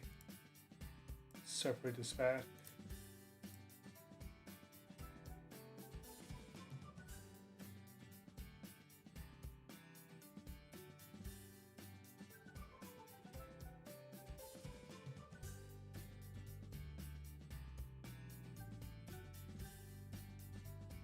It was probably the snap guide issue that was causing it to turn into basically an unfortunate swastika.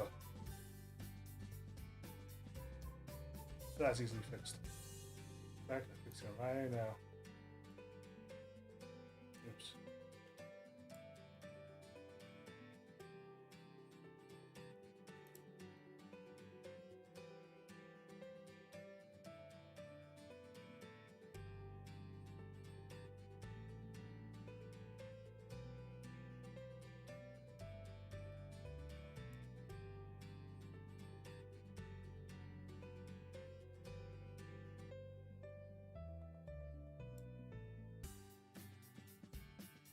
Does that look about right?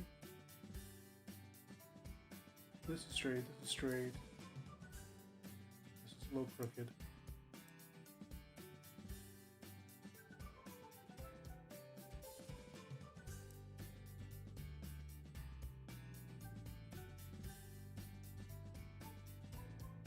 This is a little crooked still.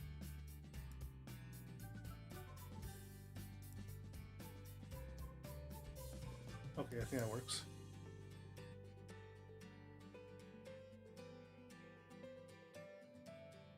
The top portion is misaligned. How the hell did that happen? This is gonna be a little...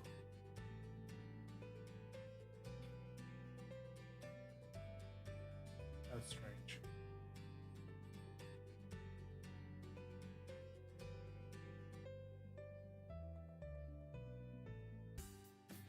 You see here how it slants to the side like that.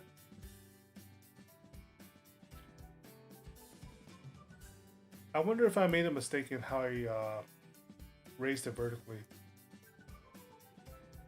It should have been, right?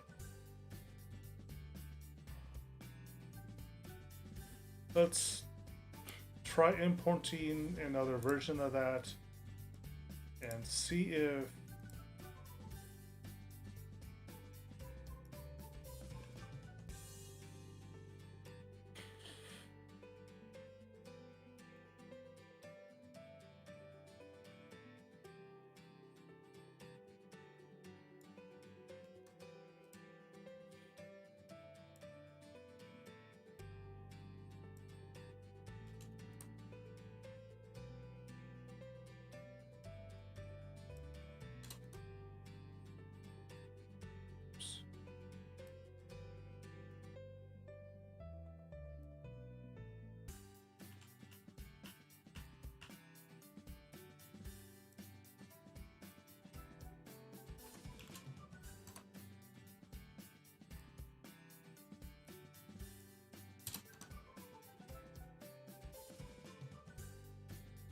Maybe I just did something wrong?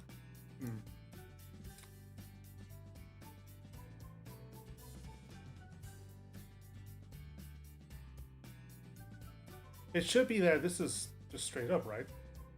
But this one, for instance, looks a little crooked on the side, right? A little weird. It's as if I'm not staring that straight down. Causing so that this looks all right, but the top, well, maybe it isn't right. Maybe it's just that the top really magnifies the issues involved. Okay, well, separate out the rig shapes.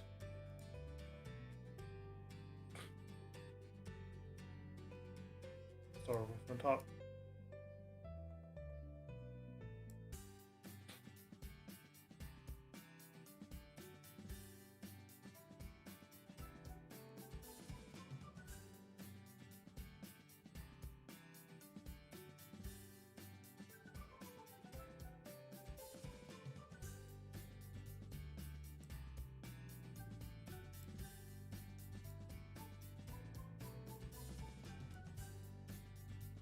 Snap out the grid. Snap out the grid.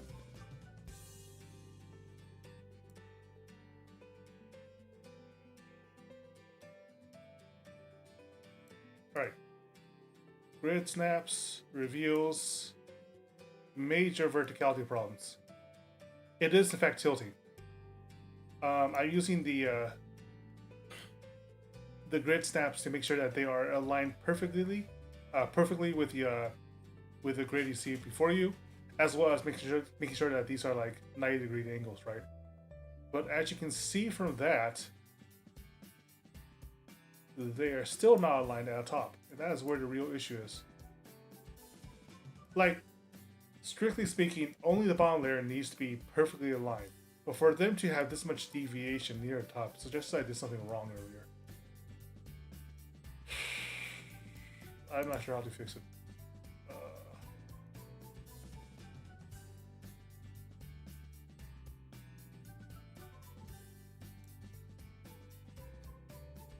Like, this should not have the same problem, I hope. So let me try copy pasting this version over. Because it was just a two-dimensional model, right? There should be no reason for it to be tilting.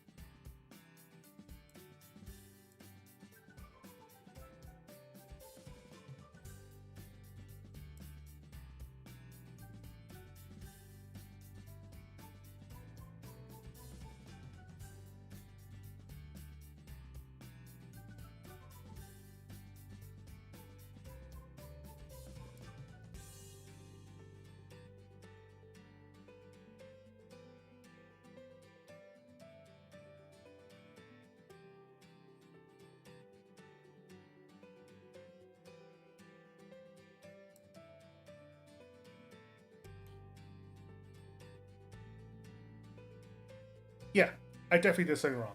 So here is with version 2. And as you can see, it lines up perfectly. So this is invalid. Like this whole section is invalid. Let's just start over. Yeah. Whoops. I did something wrong. Oops.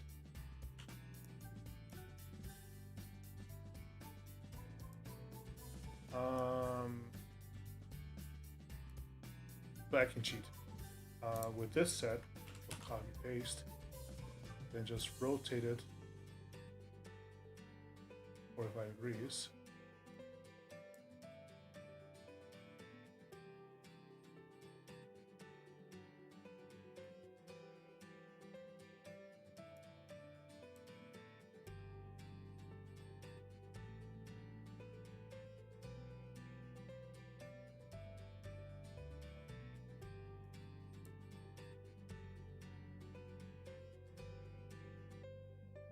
And look, that's beautiful.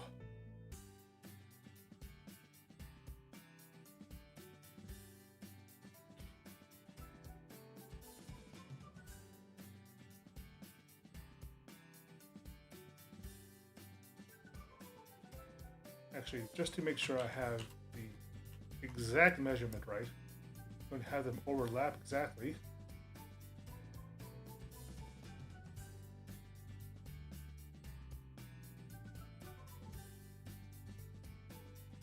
Pivot exactly 45 degrees.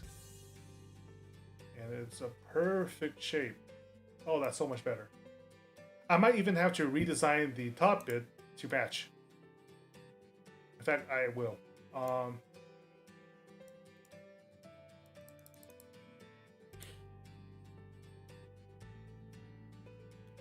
Separate out these. I can keep the center shaft though, because that's just useful.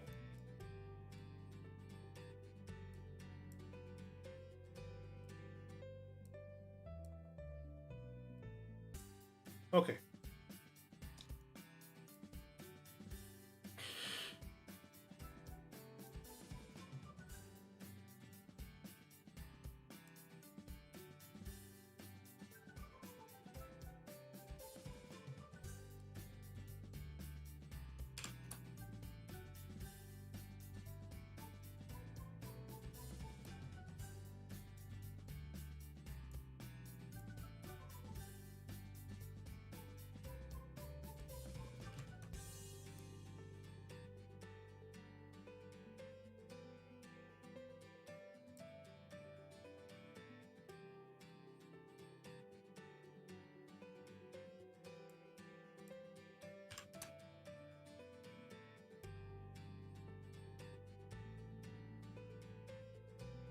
Make sure there isn't too much deviation on this one either. It already looks as if there is some.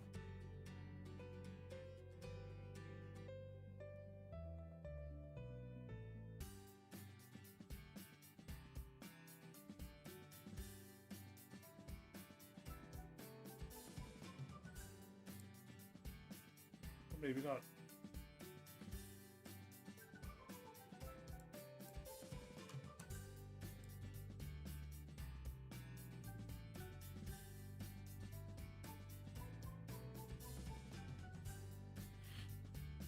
Yep, lesson learned. Let the computer do the hard calculations for you and make sure that everything lines up properly. There's still a little bit of gap here, but the gap over here can be easily explained by being a little crudely drawn and refined, and it can be filled out easily.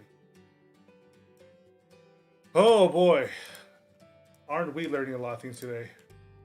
How generally incompetent I am at these design issues. Anyhow, combine. Copy and paste.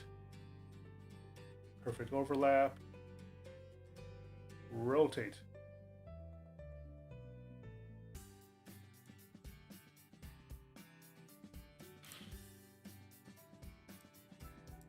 Blank and single print. This has to shrink a lot. 2 by 2.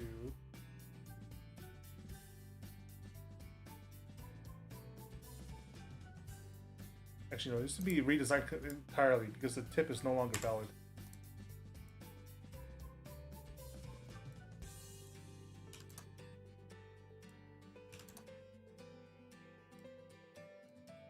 $46.35.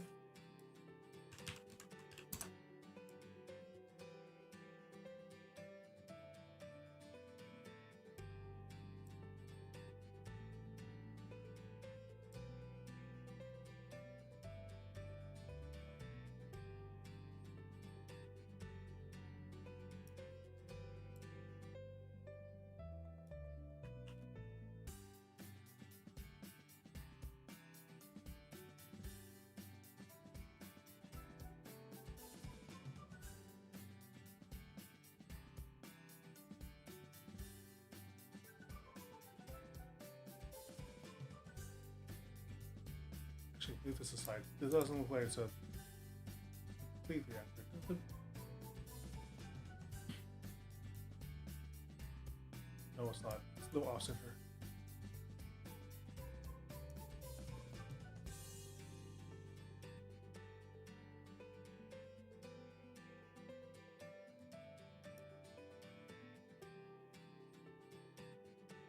There we go. It's a little closer.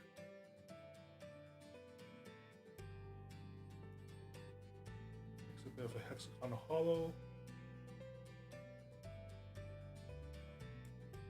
Okay, now this could be combined.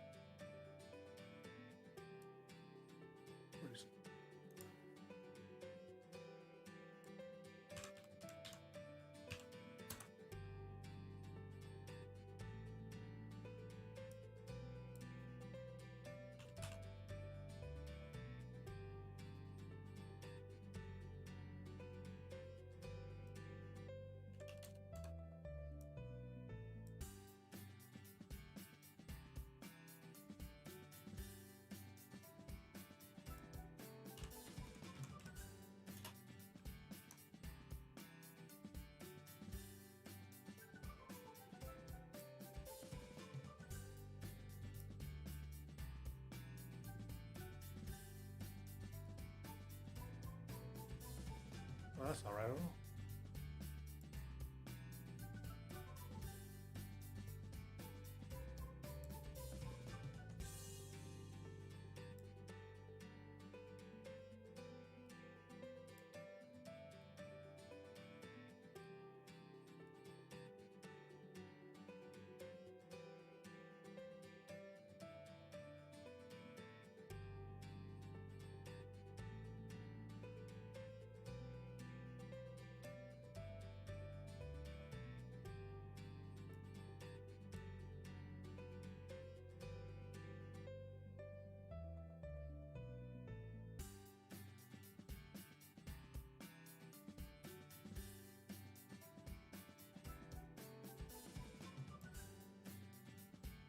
That's closer. That's a lot closer.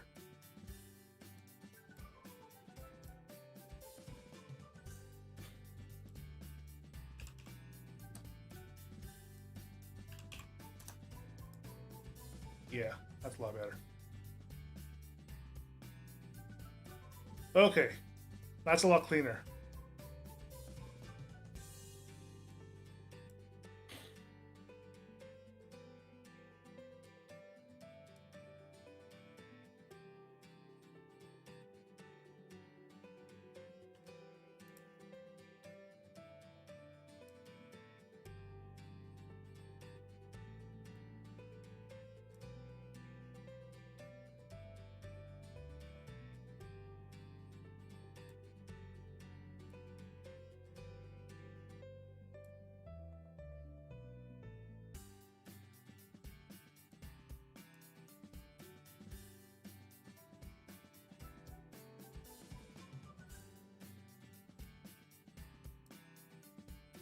How do I deal with the fact that these are really wide blades?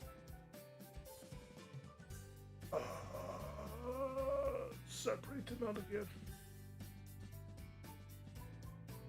Well, first scale up the model, then separate the model, then thin out the blades.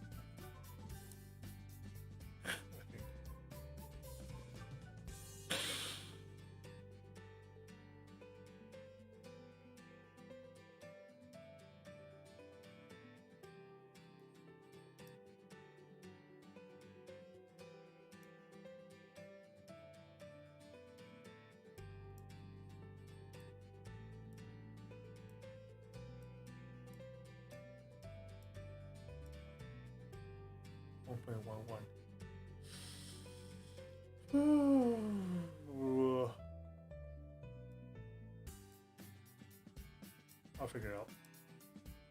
I will figure it out. It's the last thing I do. Combine print.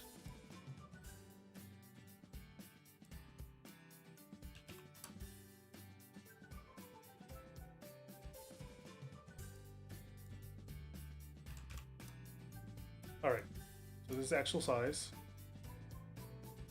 Separate them out.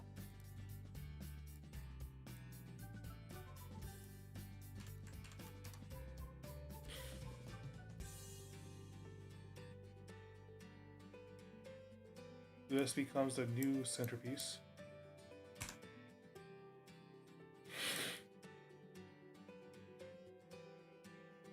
Right. What was it again?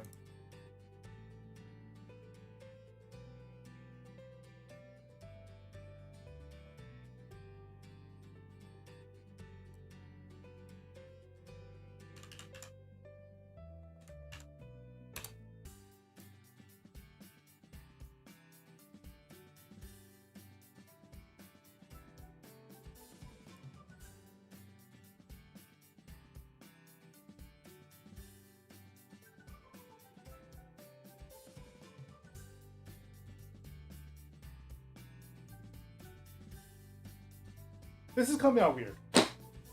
This is just flat out coming out weird. I'm definitely not measuring this right or something. Well, whatever.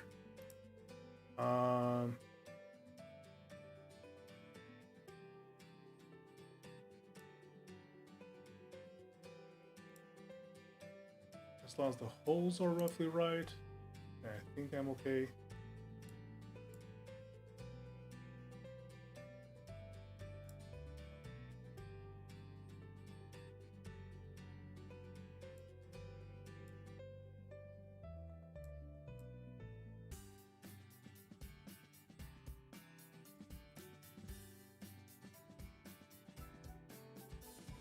It just needs to be approximate.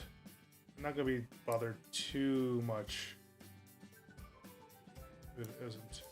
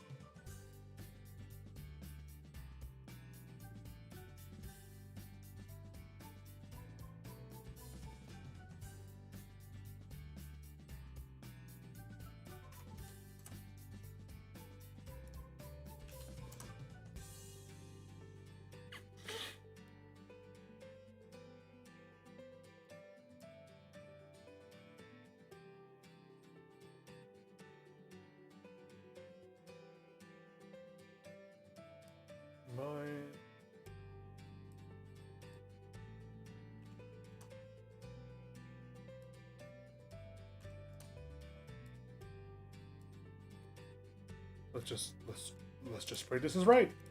Let's just pray this is right.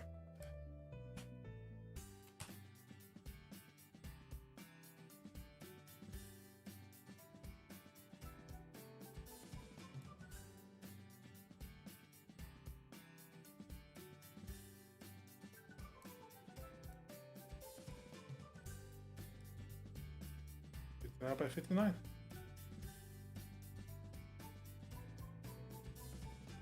Okay. I'm going to assume that's as close as I can get it without being too finicky. Also, I've been doing this for 2 hours now. Holy shit. I'm done for now because I want to watch the Niji Sanji reveals, and that's soon. That's about an hour, 45 minutes. But yeah, As you can see, I roughly have the bottom and top portions right. Give or take, like, minor, let's call them minor dimensionality issues.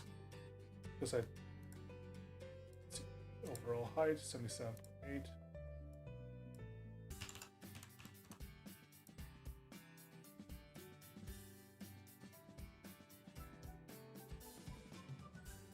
I just basically need to fill the gap here, add the rings, fill in the rings themselves, and that should be roughly good.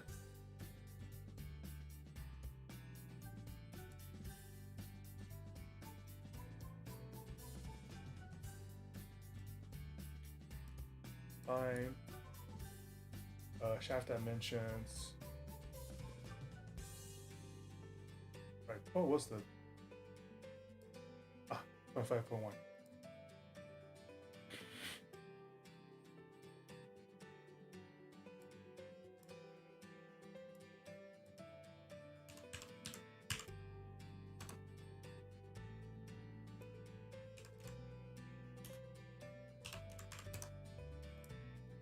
That seems huge. What? Huh?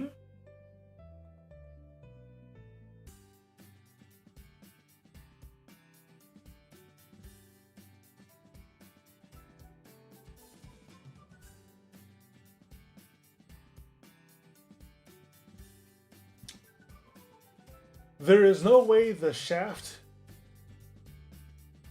is almost half the diameter of the head. I did something wrong with the overall dimensionality of it. Oh, this is going to take some debugging.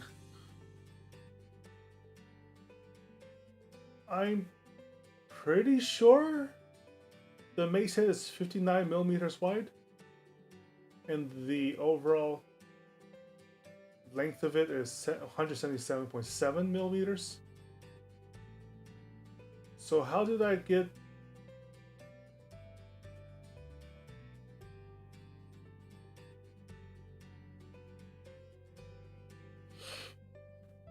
Okay, what's going on here?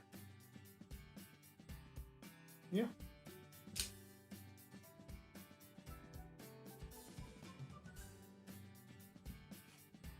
This is roughly max length.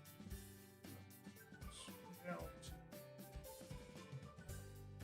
Yay, much. 138, 140, roughly. I don't actually think I did much wrong.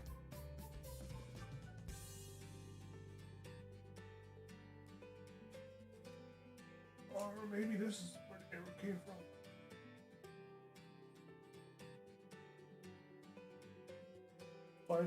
.2 millimeters. Let's try 5 millimeters by 144 equals x out of 100 by 33.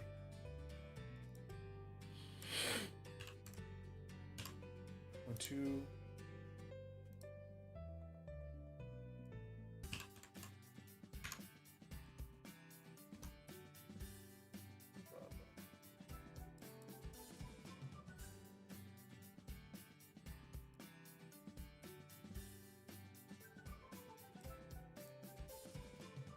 This is 59 millimeters by 59 millimeters, correct? How much?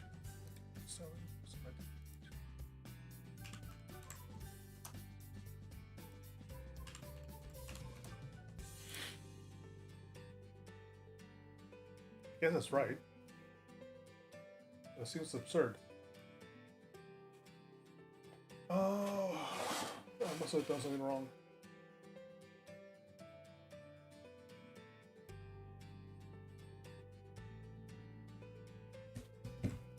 Boy, I am bad at engineering. Ha! I'm frustrated.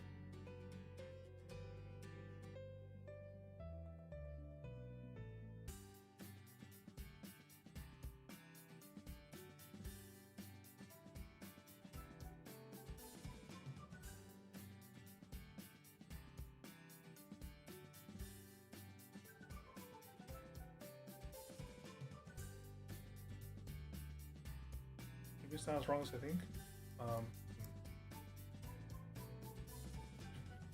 Send this up 8.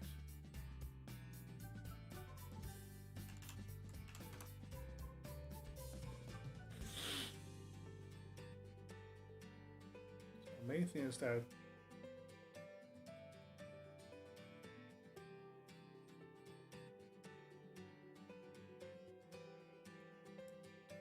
that's where the shaft will connect, right?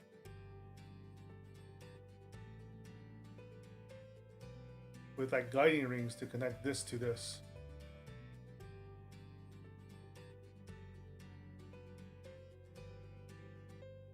I guess that's alright. Man, it doesn't look great. Let's use the Taurus design.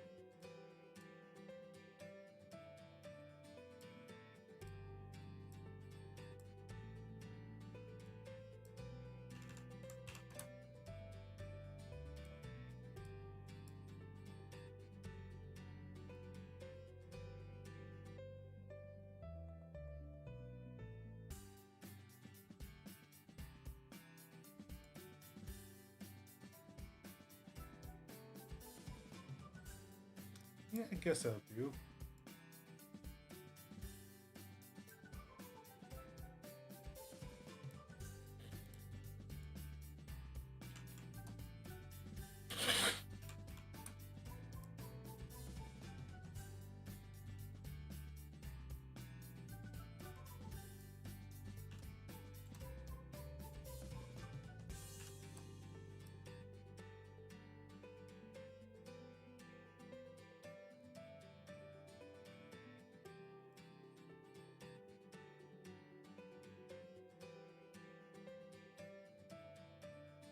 I guess it just looks a little weird because it's so much thicker than the than I expected it to be.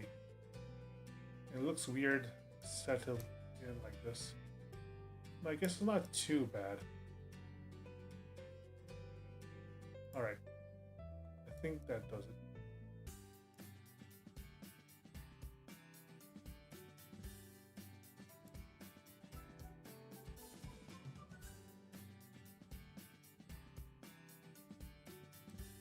To single print. All right. So 59 by 59, and we have a solid connecting shaft over here. Solid all the way through. This will then glue onto the shaft itself, which I'll design separately. It should be quite simple.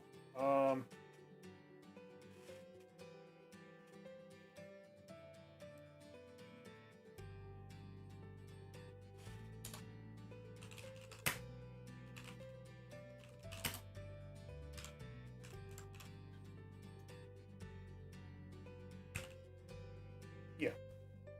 And then from the shaft to the handle, and then just glue all the pieces together. And you have a mace. Hopefully. Ideally. Maybe. Well, that's all time for now. Hoping and praying comes together properly. Other than that, yeah, honestly, it looks pretty good.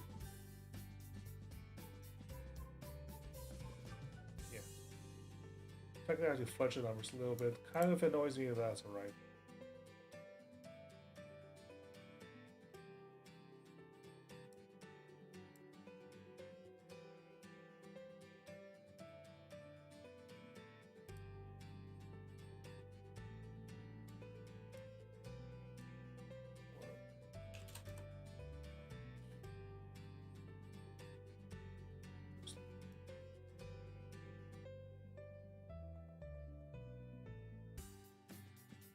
They should otherwise come out to a decent looking base.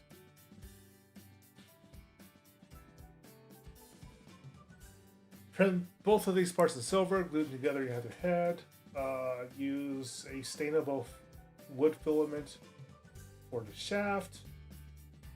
A dark brown filament for the handle. Glue them all together with PLA glue. And you have Noel's mace. So this is part 1. Part 2, I will design the shaft and handle, which should be a lot less complicated than what I'm doing right now. Hopefully. I'll then order up the PLA parts, glue them together properly, and yeah, we should have a pretty good model. That'll be it for now. Please go ahead and watch the Niji Sanji debut trailers. And I will see you all next time.